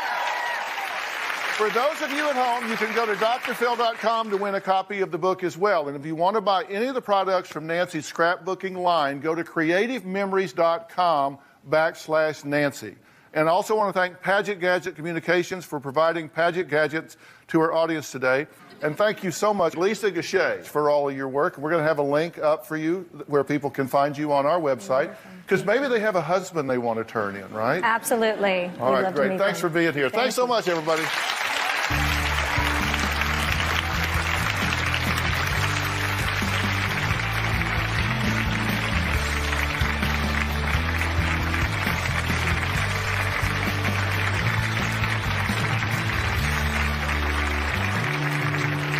Today, on an all-new Dr. Phil, he was the biggest bully on Big Brother. If you were to get in my face right now, I would get in your face too. He calls herself the Tasmanian Devil. Do you think you have a rage problem? I know I have a rage problem. He's broken 28 phones in anger. I am mad at the world. Why do you do it to me? Is there something in their DNA? We tested each of you for the warrior gene that causes them to rage? And the results are in. This is going to be a changing day in your life. Have a good show, everybody. Here we go. It matters to you. That's what I want to talk about. Are we ready in booth? Let's do it. Go, Dr. Phil.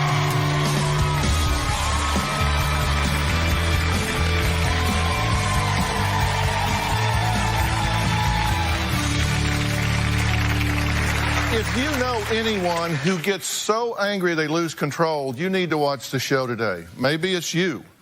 There is now a test you can take to find out if you are more likely to rage than someone else. Now, some scientists say that 1/3 of all men have it in their DNA. Now, National Geographic's Explorer tested a few angry guys for what's been called the warrior gene. Take a look. Are some people born to be violent? A single gene has been directly associated with violent behavior. It's become known as the warrior gene, and it has already changed the outcome of a high-profile murder trial. For a long time, there were a lot of central debates about nature versus nurture. Everything is caused by the environment in which you grow up, or everything is caused by your biological predisposition. Explorer tested men from diverse and sometimes violent backgrounds. These 3 men do not have the warrior gene. These 3 do. The research that's been done indicates that this genetic makeup combined with maltreatment increases a person's risk of being an aggressive, violent adult. Well, here's the test. You just send a swab of your DNA to the lab. You kind of put it in here, and then you stick it in here, clip it off, and send it right in. Would you want to know if you had the warrior gene? Yeah. I bet there are people in your life that already know if you have it.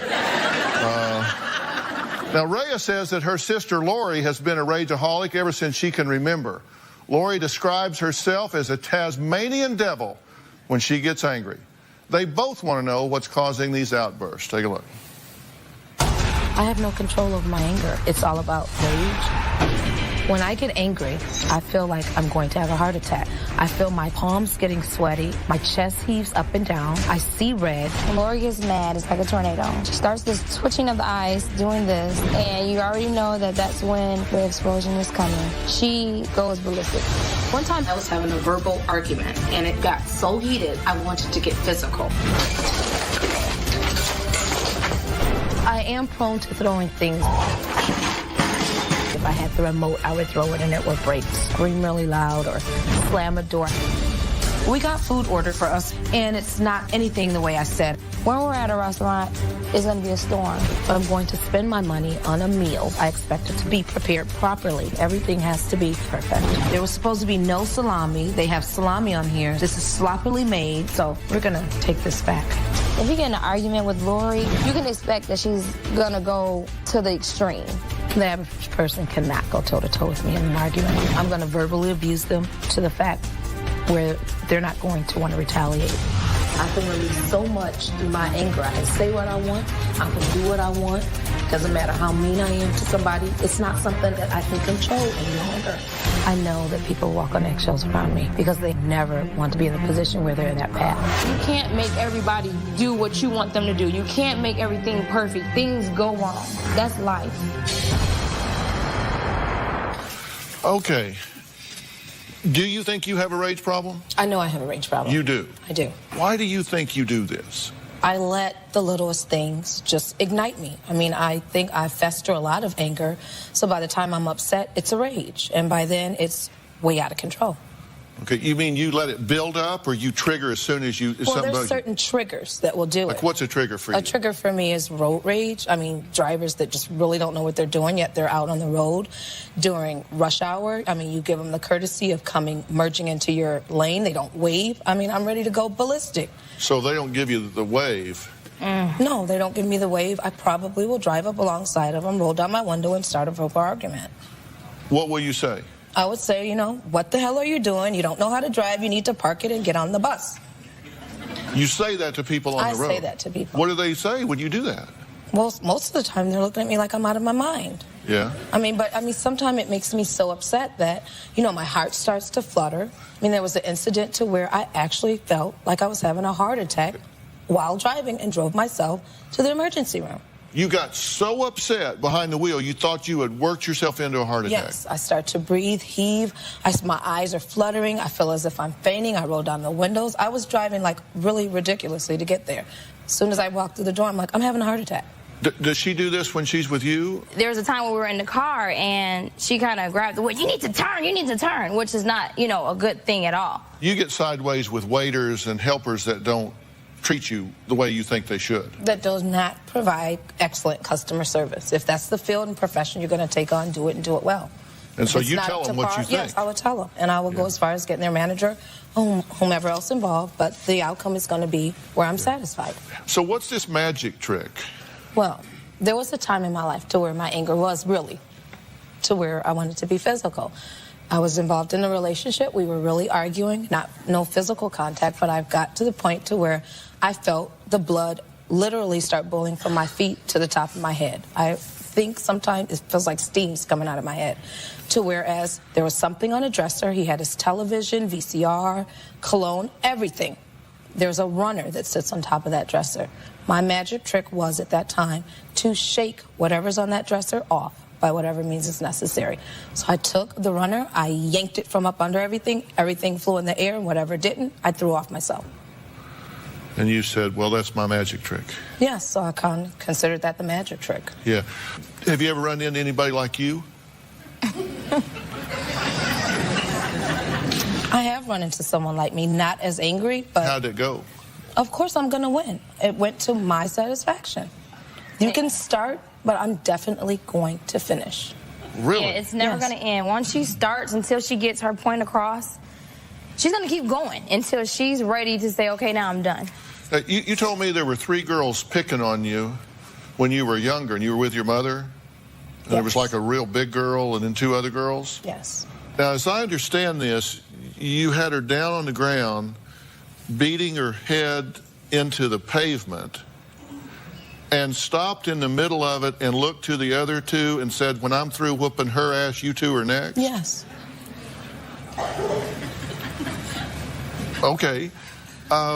That's a degree of control. I mean, if you're banging somebody's head into the floor and you have enough control to stop and say, by the way, you are next and you're after her, that's some conscious control, right? Well, it was a conscious control because I was defending myself.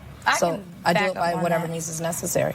I was actually there. So it was just those three that were mainly talking, and they kept going and kept going. And yeah, I mean, I wouldn't kind of blame her because there is a point where it's like, okay, enough is enough. Have you ever just let anything slide?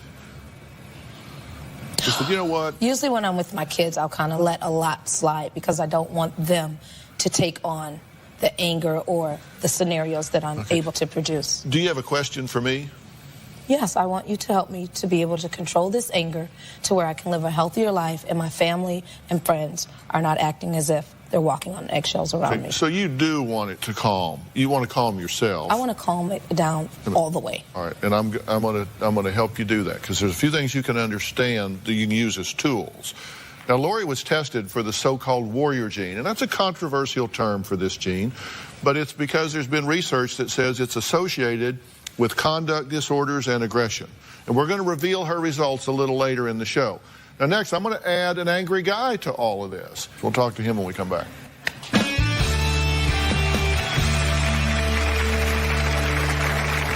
You're not educated to help me with my problem. My boyfriend Brian does have problems with rage and anger. I get raged. I'm just like black and red in the eyes. I can't see anything.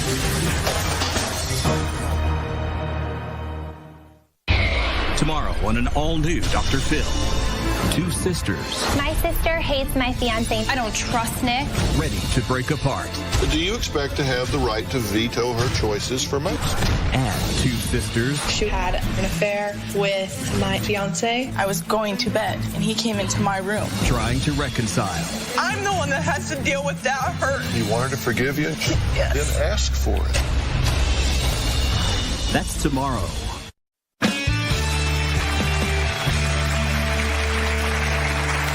Well, we're talking with men and women who lose their temper, often frightening loved ones with their violent outbursts. I mean, think about it. It can be upsetting for those around. Now I want you to meet Lindsay, who says she is scared of her boyfriend's anger. Now, Brian has broken 28 phones in fits of rage. She's uncertain whether they should take their relationship to the next level. My boyfriend Brian does have problems with rage and anger. He will completely flip out. It's none of her business, man. Get it through your head. Yell. You're not educated to help me with my problem. Throw things, cuss over the simplest little thing. You don't even know what the hell you be talking about. I get raged. I'm just like black and red in the eyes. I can't see anything. When he's nice, he's the sweetest person ever. But then when it's bad, it's horrible. See, this is why I got to raise my damn voice, because you got all kinds of things to say. Brian's this, Brian's that. Brian, you're mean. Brian, you scare me. Well, then, why are you with me? You can just see it in his face. He will punch his fist or ball his fist up. One time when we got into an argument, he got a board and swung the board at me. And it broke my foot. I can't even say it was an accident in my eyes. I was raised up in violence. Why do you do it to me? I don't know, Lynn. Brian's rage has put a huge strain on our relationship. I feel scared because I don't know what it might lead to. I'm at rage, man. I am mad at the world. I don't want to become that girl that just stays around because she loves him. Our relationship is crashing, and I need to get some help quick. Okay, now that vase you just broke there, what sets you off? What don't set me off? She's a good woman, and she's like been here for me. Like tremendous. When we first got together, everything was fine. Well, I got a lot of issues and a lot of pain and a lot of suffering between family, no family gatherings, no seeing, no grandpa fishing. I mean, I'm totally out of control. I can be anywhere. If somebody's gonna yell and argue with me, it's either hands on or just get away from me. When he gets angry, he will say this stuff to you because he knows it hurts you. He knows it hits you on a deep level. And I feel like he does it on purpose because he knows it's going to hurt you. Like when he gets in this angry, I mean, he just snaps. Just like, you know, with the board on my foot, he says it was an accident. But, I mean, nothing should have ever been swung like. He never should have got to that point to where he swung something at me. And broke your foot. Yeah, and also that same night threw a shoe at me and bruised my arm from around about here to here. Mm-hmm. And also, I mean, different times when we've argued. We were in the car and there were no napkins in the car. I thought there weren't any napkins in the car, and he found napkins in the car and took the bag and hit me in the face with the bag in his hand. I mean, it's just things like that. I don't see why he gets so angry and can't control it. And you want to know if you should take this relationship to the next level, which means get married? Yeah, like I want to be with him for the rest of my life. I know somewhere deep down that he is a good person and he wants to change. But, I mean, if it keeps going like this, I can't. There's no way. Are you a danger to her? I'm a danger to myself. But you're a danger to her as well, right? No. I mean, you got upset one night and you started throwing soda cans at the house, and one was thrown so hard it went completely through the wall. And one stuck in the wall. One stuck in the wall, went completely through. That's it. There were so many people out there that night. There were only 3 or 4 people out there. 3 or 4. You got Chucky, 2. Lord. Look, I don't care if we had bleachers set up. You know, that's that's not good. That's not good. And what we want to do is what you're doing. And let me say, my gut level reaction is absolutely unequivocally no. You don't want to take this relationship to the next level as it is now. Mm-hmm. Yes. Okay, clearly, don't want to do that. But you got to give this guy a lot of credit because he got the courage to be here. You obviously want to change this. Yes, sir. You obviously do. And man, that to me is huge that you're willing to be here, be forthcoming about this, and say, how do I get this out of me? And you're not reacting to what happens in your life. This rage is coming from the inside out. But understand that, to me, anger is nothing more than an outward manifestation of hurt, fear, or frustration. I mean, when people show anger, it's because they're either hurt or they're scared or they're really frustrated with not being able to make things happen the way they expect that they should happen. So anger's not really the problem. It's just kind of how the problem shows itself. And, you know, you put people in anger management, we call it anger management, but there's really a lot more to it than that. And what we have to do is help you identify those issues instead of just focusing on the topic. And we're going to start that today, okay? So the good news is I think you're in the right place to get on the road here. And don't you write him off at this point, because, I mean, he's here and we're going to work on this, okay? All right, now I've got one more guest that I want to add to this discussion. He's known as one of the biggest bullies ever on the reality show Big Brother. We're going to meet him next. Then we're going to start talking about how these guys and you can manage rage. We'll be right back.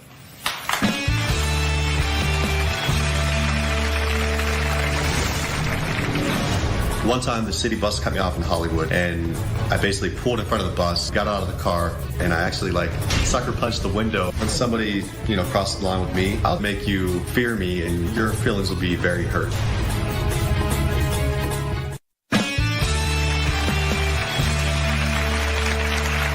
We're talking about how some people may be hardwired to be more aggressive than others. Now take that with a grain of salt, because it's not an excuse. And when you talk about genetics, what that does in most cases is tell you who can be a certain way, not necessarily who will be a certain way. It's estimated that 1/3 of all men carry what's been called the warrior gene. There's a DNA test that determines if you have it. Now, we've met Lori and Brian, who were both just tested for the warrior gene. We're going to reveal their results later in this show. Now we're going to add Scott Long and his live-in girlfriend, Tia. Now, Scott was on the reality show Big Brother, a place where contestants are often rewarded for bad behavior. But now he says his bad temper often gets him into big trouble in the real world. Anger definitely controls my life. It affects the way I work. It affects the way I walk through life. It affects everything. The biggest thing that sets me off, people that maybe cut me off, you know, like riding my bike to work, people not paying attention, arrogant people, people that think that they're hot stuff, people that don't have courtesy for other people. When someone's in the wrong in Scott's eye, they will definitely hear it. I'm not going to insult somebody. That's not my style. But when somebody, you know, crosses the line with me, I'll make you fear me and your feelings will be very hurt. One time the city bus cut me off in Hollywood and I basically pulled in front of the bus, got out of the car, and I actually like sucker punched the window. Yeah, I scared the crap out of that person. My anger affects my relationship with my girlfriend. When Scott and I get in an argument, I shut down. I hurt her feelings. Sometimes I don't respect her privacy and her space. I can become a little more angry than I should at her. My biggest concern if Scott gets mad is just his safety. I have to win the argument every time. It's human nature. It's the warrior mentality. You have to win. Okay, you've been listening to what we've been talking about so far with these guys. You totally get that, right? Well, not as crazy as some of you guys out there. That's for sure. Yeah, but you understand the rage. Yeah, I do. It's just a quick shot. I mean, it's really like, you know, taking a shot. All of a sudden, you're there. Yeah. You know, it overwhelms you. Yeah. Does this worry you, Tia? It does. I don't want him to get into a situation that, you know, he's in jeopardy, his safety. What do you say to him when you say, all right, come on, let's go? If I see him, because he usually tenses up in that situation, so I usually grab him right here and just say no and like pull him away from it. Like a dog. Well, first off, these guys aren't crazy. Thank you. You said I'm not as crazy as these guys. They're not crazy, and neither are you. You've punched car windows before. It's just the car window. It's not a human being. Yeah, I understand. Have you ever had your ass whipped? I actually got thrown through a car windshield once by Penn State linebackers after a football game, and it was humiliating. Yeah. So you've been on the bad side. Been on the bad side. And really, I worry if you react out in the world in a situation, you can really run into somebody that truly has no brake to pump, and it can go bad on you in a fast hurry. When if you had just said, you know, I'm going to make a choice here to just move on, you keep yourself out of harm's way. Shouldn't people get that? I mean, if you walk away from situations, shouldn't people understand, like, you know, like the one we had? You guys have to understand that they need to know what they just did. If you don't approach it, then you're bottling it in. Yeah, but who puts you in charge of educating the world? I mean, they need to know. This person, I need to school this person on cutting me off or whatever. I mean, because you don't know what happened to them. I mean, they just may be leaving the funeral home where their mother died. They might be racing to work, or they could be somebody that just barely has enough intelligence to start the car, and they're making their way. We don't know who's on the other end of it. And I'm not a mind reader either. So, yeah. I mean, this is just nature, day to day, the warrior gene. I mean, this is our nature. This is a part of every single one of these people in this audience. Not just me, not just him or her. It's everybody. Yeah. You've been in a lot of bar fights, right? I've been in a few. What were you educating them about? That is the first time that I'm not going to answer. Yeah. I don't know. Yeah, of course. And do you want to change this? I think I have a problem during the moment of rage. Like, if you were to get in my face right now, I would get in your face too, and I'm sure there'd be a moment of rage.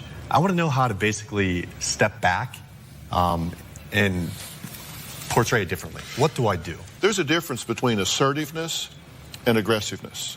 Aggressiveness protects your rights, but it can hurt somebody else's rights. Mm-hmm. Assertiveness protects your rights, and it's not necessarily at the expense of someone else. And then there's a difference between that. I played college football too, and I understood that there were times that violence paid off and that you had to go into protective mode really, really fast. But I don't really use those skills at the grocery store, you know. You never push into somebody? When somebody jams you, and so, you know, that's, you know, I mean, that's not really the best fit. All right. Now, next, we're going to find out how a rager can really get this anger under control? We're going to talk about the gene. We're going to talk about, all right, what do you do before this backlash is on you in a bad way? We're right back.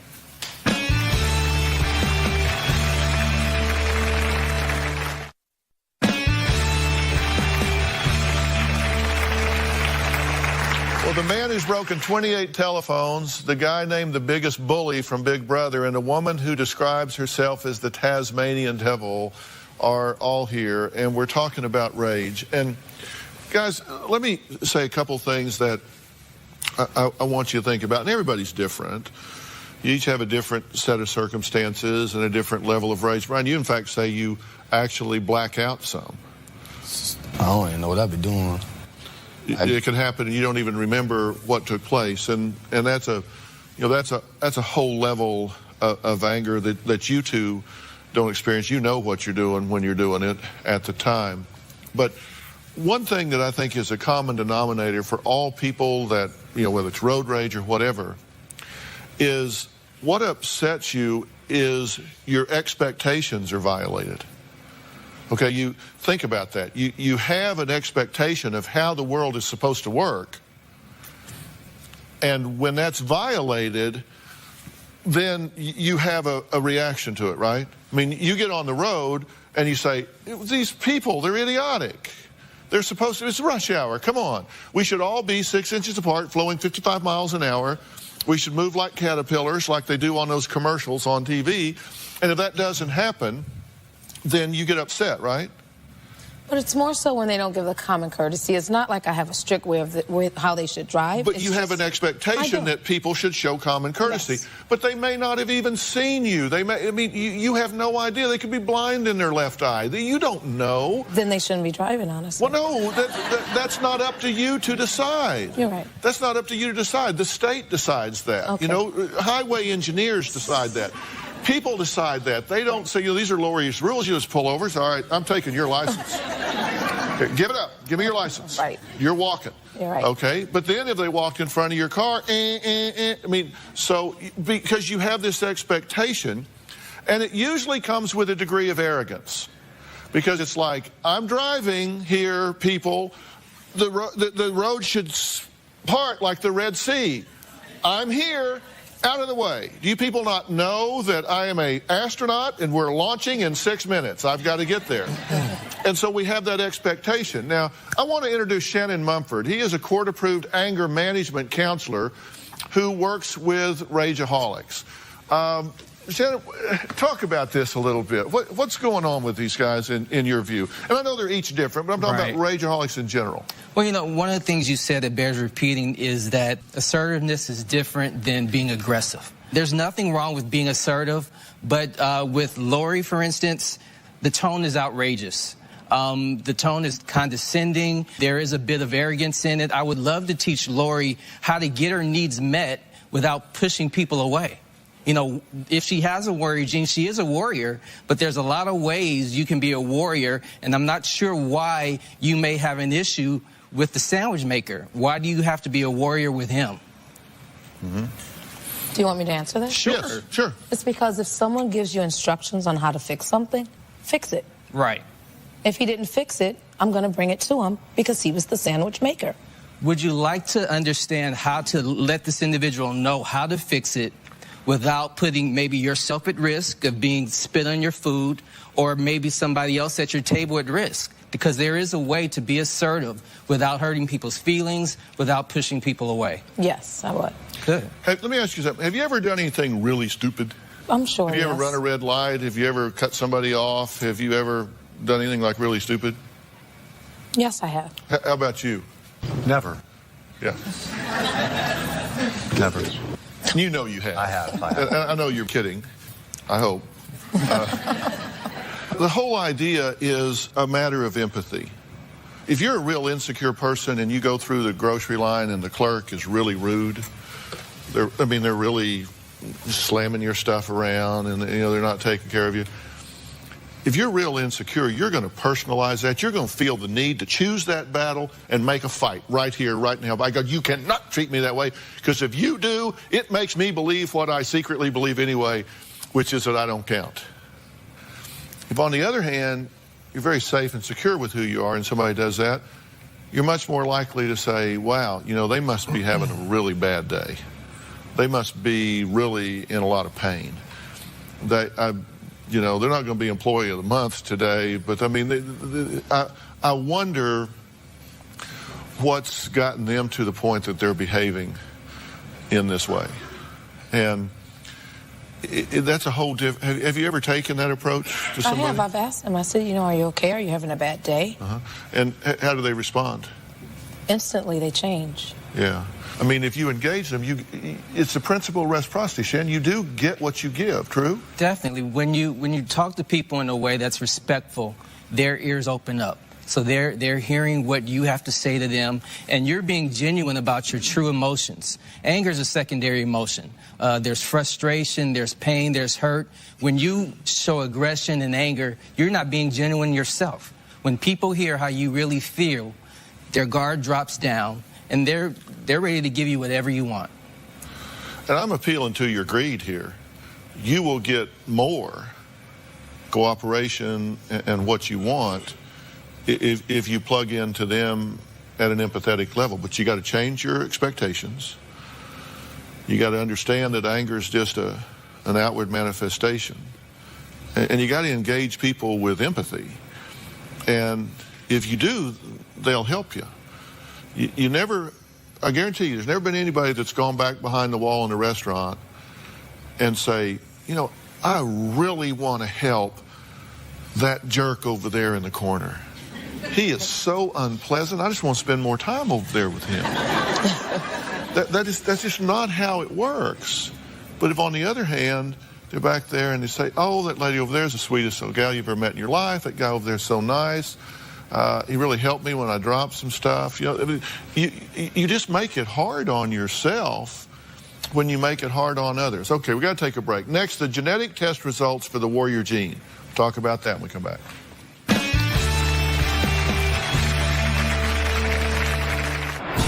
Growing up in East Los Angeles, twin brothers Hector and Gilbert Verdugo were the toughest kids on the block.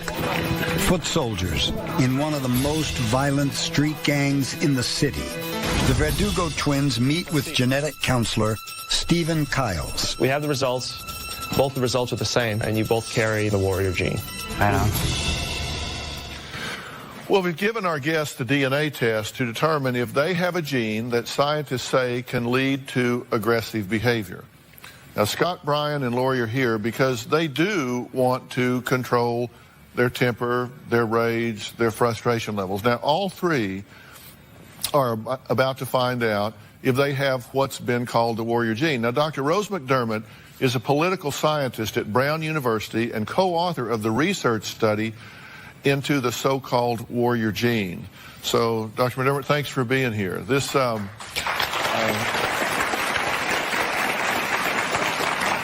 us what the warrior gene means and what it amounts to here. Well, the warrior gene is an expression for a gene that's called monoamine oxidase A, which is a variant on that gene. People may be familiar with it because in the old days, MAO inhibitors were used as antidepressants. So that's where people may have heard of it. And in the work that we've done, we've explored the relationship between this gene and having bad environmental effects, especially traumatic events in childhood, making it more likely that people will engage in physical aggression as an adult. Women don't have this as often as men? Well, women have 2 copies of the gene and men only have 1 because it's an X-linked one. So it's just rarer because you would need to have 2 copies of it in women, whereas men would have the effect with only 1 copy. With only 1 copy. That's right. So we tested each of you for the warrior. Do you think you have the warrior gene? I want to hope that I do. Yeah. So you need to be positive. Do you think you have it? Scott already took my line for me. Yeah. You think it would be a good thing? Yeah. Because you think warrior sounds macho. You won't have to, that sounds good. You just won't have to look so hard into something to find out what is troubling me. Because I think what's troubling me is loneliness, depression, sadness, bad childhood. I can just keep going and going and going. But one of the things we know, and if I paraphrase your research wrong, please straighten me out, but there's an interactive effect between the gene and childhood trauma or things that kind of potentiate this showing itself in a conduct disorder or in rage. Is that right? Yeah, the way I think of it is like the genes give you the loaded pistol and the environment is what pulls the trigger. You need both of those things to have the gun shoot. Yeah. And do you think you have it? It is more rare in women, of course. I'm not sure. I mean, there has been things that has happened in my life, so I can see where the anger has manifested. But I would probably have to say no. I don't think so. Okay. Well, we did test you, and the results are in, and you do have the warrior gene. Oh, okay. You do have the warrior gene, even though it's more rare in women. What's your reaction? What do you think about that? I mean, that's an answer for me. I mean, it helps me understand why I get as angry as I do or how I explode a lot. So, I mean, it is a relief that there's something linked to this anger, and it's not just brought on like because I want to do it. Well, and I want to explain that here in just a minute. Brian, you too have the gene. You have the warrior gene as well. Thought? Speechless. Don't too much to say, but I know I got a disease I got to control. Yeah.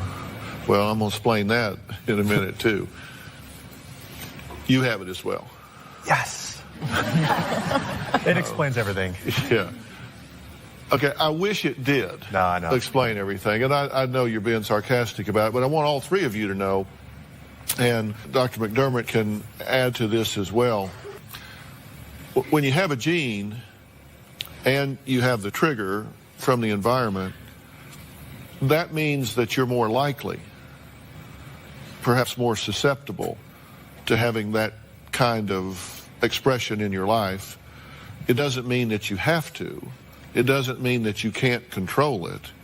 But it might sensitize you to the fact that you might be a bit more reactive than other people. So is that a fair characterization of your findings? Yeah, I think it's also related to impulse control. So in a lot of the work, it's that instead of going from 0 to 60 in 5, you go from 0 to 60 in 0.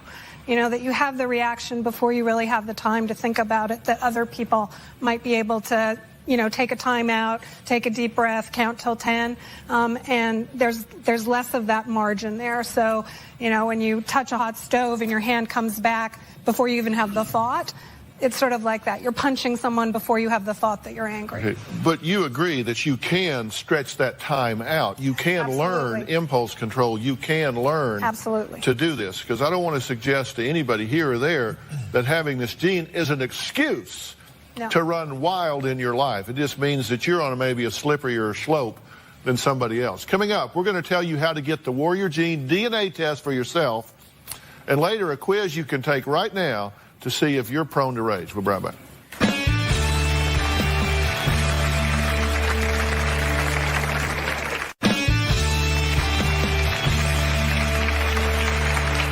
Well, we're talking about aggressive behavior and how people may be impacted by a newly discovered gene that's detected through a DNA test. And the question is, would you want to know if you have what some have called the warrior gene? Would you want to test somebody you know for the gene to see if they have it? Well, if you do, there's a kit you can get, and we have a link for the warrior gene DNA test on drphil.com. Brian, what do you think about this? You said it gives you some answers. I feel better because my whole life, I mean, I already knew something was wrong with me. I mean, I can tell you how to break a phone. I can tell you how to break a flip phone, a slide phone. I mean, flip phone, you just open, bend, it's gone. Slide phone, just slide, tear. Touch screen, you got concrete for that or a window when you're driving. Yeah, well, that's a good skill but it helps you. But it makes me feel better now. It really does, because now I ain't got to think in my head so much what's bothering me. Right. I got a question now. Is this now an excuse? Because I'm going to use this as an excuse. I'm going to go to work and be like, hey, I got the warrior gene. It's cool. Yeah. Well, here's the thing. You can have the warrior gene and be a complete pussycat. Yes. And the thing that I listen, this is information, okay? It's information to know that you are more susceptible, that you're more at risk for, or that you're kind of predisposed. You know, it's kind of like somebody that's real fair-skinned, they go out in the sun, they might burn more readily than somebody else. But that doesn't mean that they have to go through life sunburned. They take precautions to protect against that. This is not an excuse, this is not an excuse to go out and rage against people and say, hey, genetics, can't help myself. Because that's simply not the case. That just means that you have to be doubly focused and conscious on the fact that you might be a little more hair-triggered than somebody else. And with you, Brian, you know that you have a lot of issues that you need to deal with. And maybe this does give you some relief of knowing that, you know, it isn't just all me. I was kind of set up for this a bit. That just means you have to work doubly hard to make sure that you don't do this. You have children. I do. You don't want to model this behavior for children, and you will model this behavior.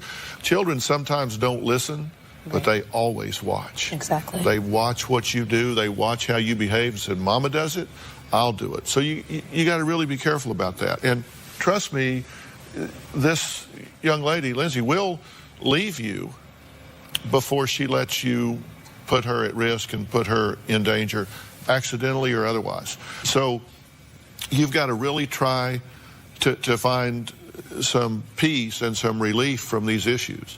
I'm not saying your life has been easy. I'm not saying it's been fair. And I'm not saying that you're even responsible for what's happened to you, particularly in your young life. But you are responsible with what you do about it now in your adult life. So it's not an excuse. It's just a piece of information that tells you that you might be more susceptible to this than somebody else. We'll be right back.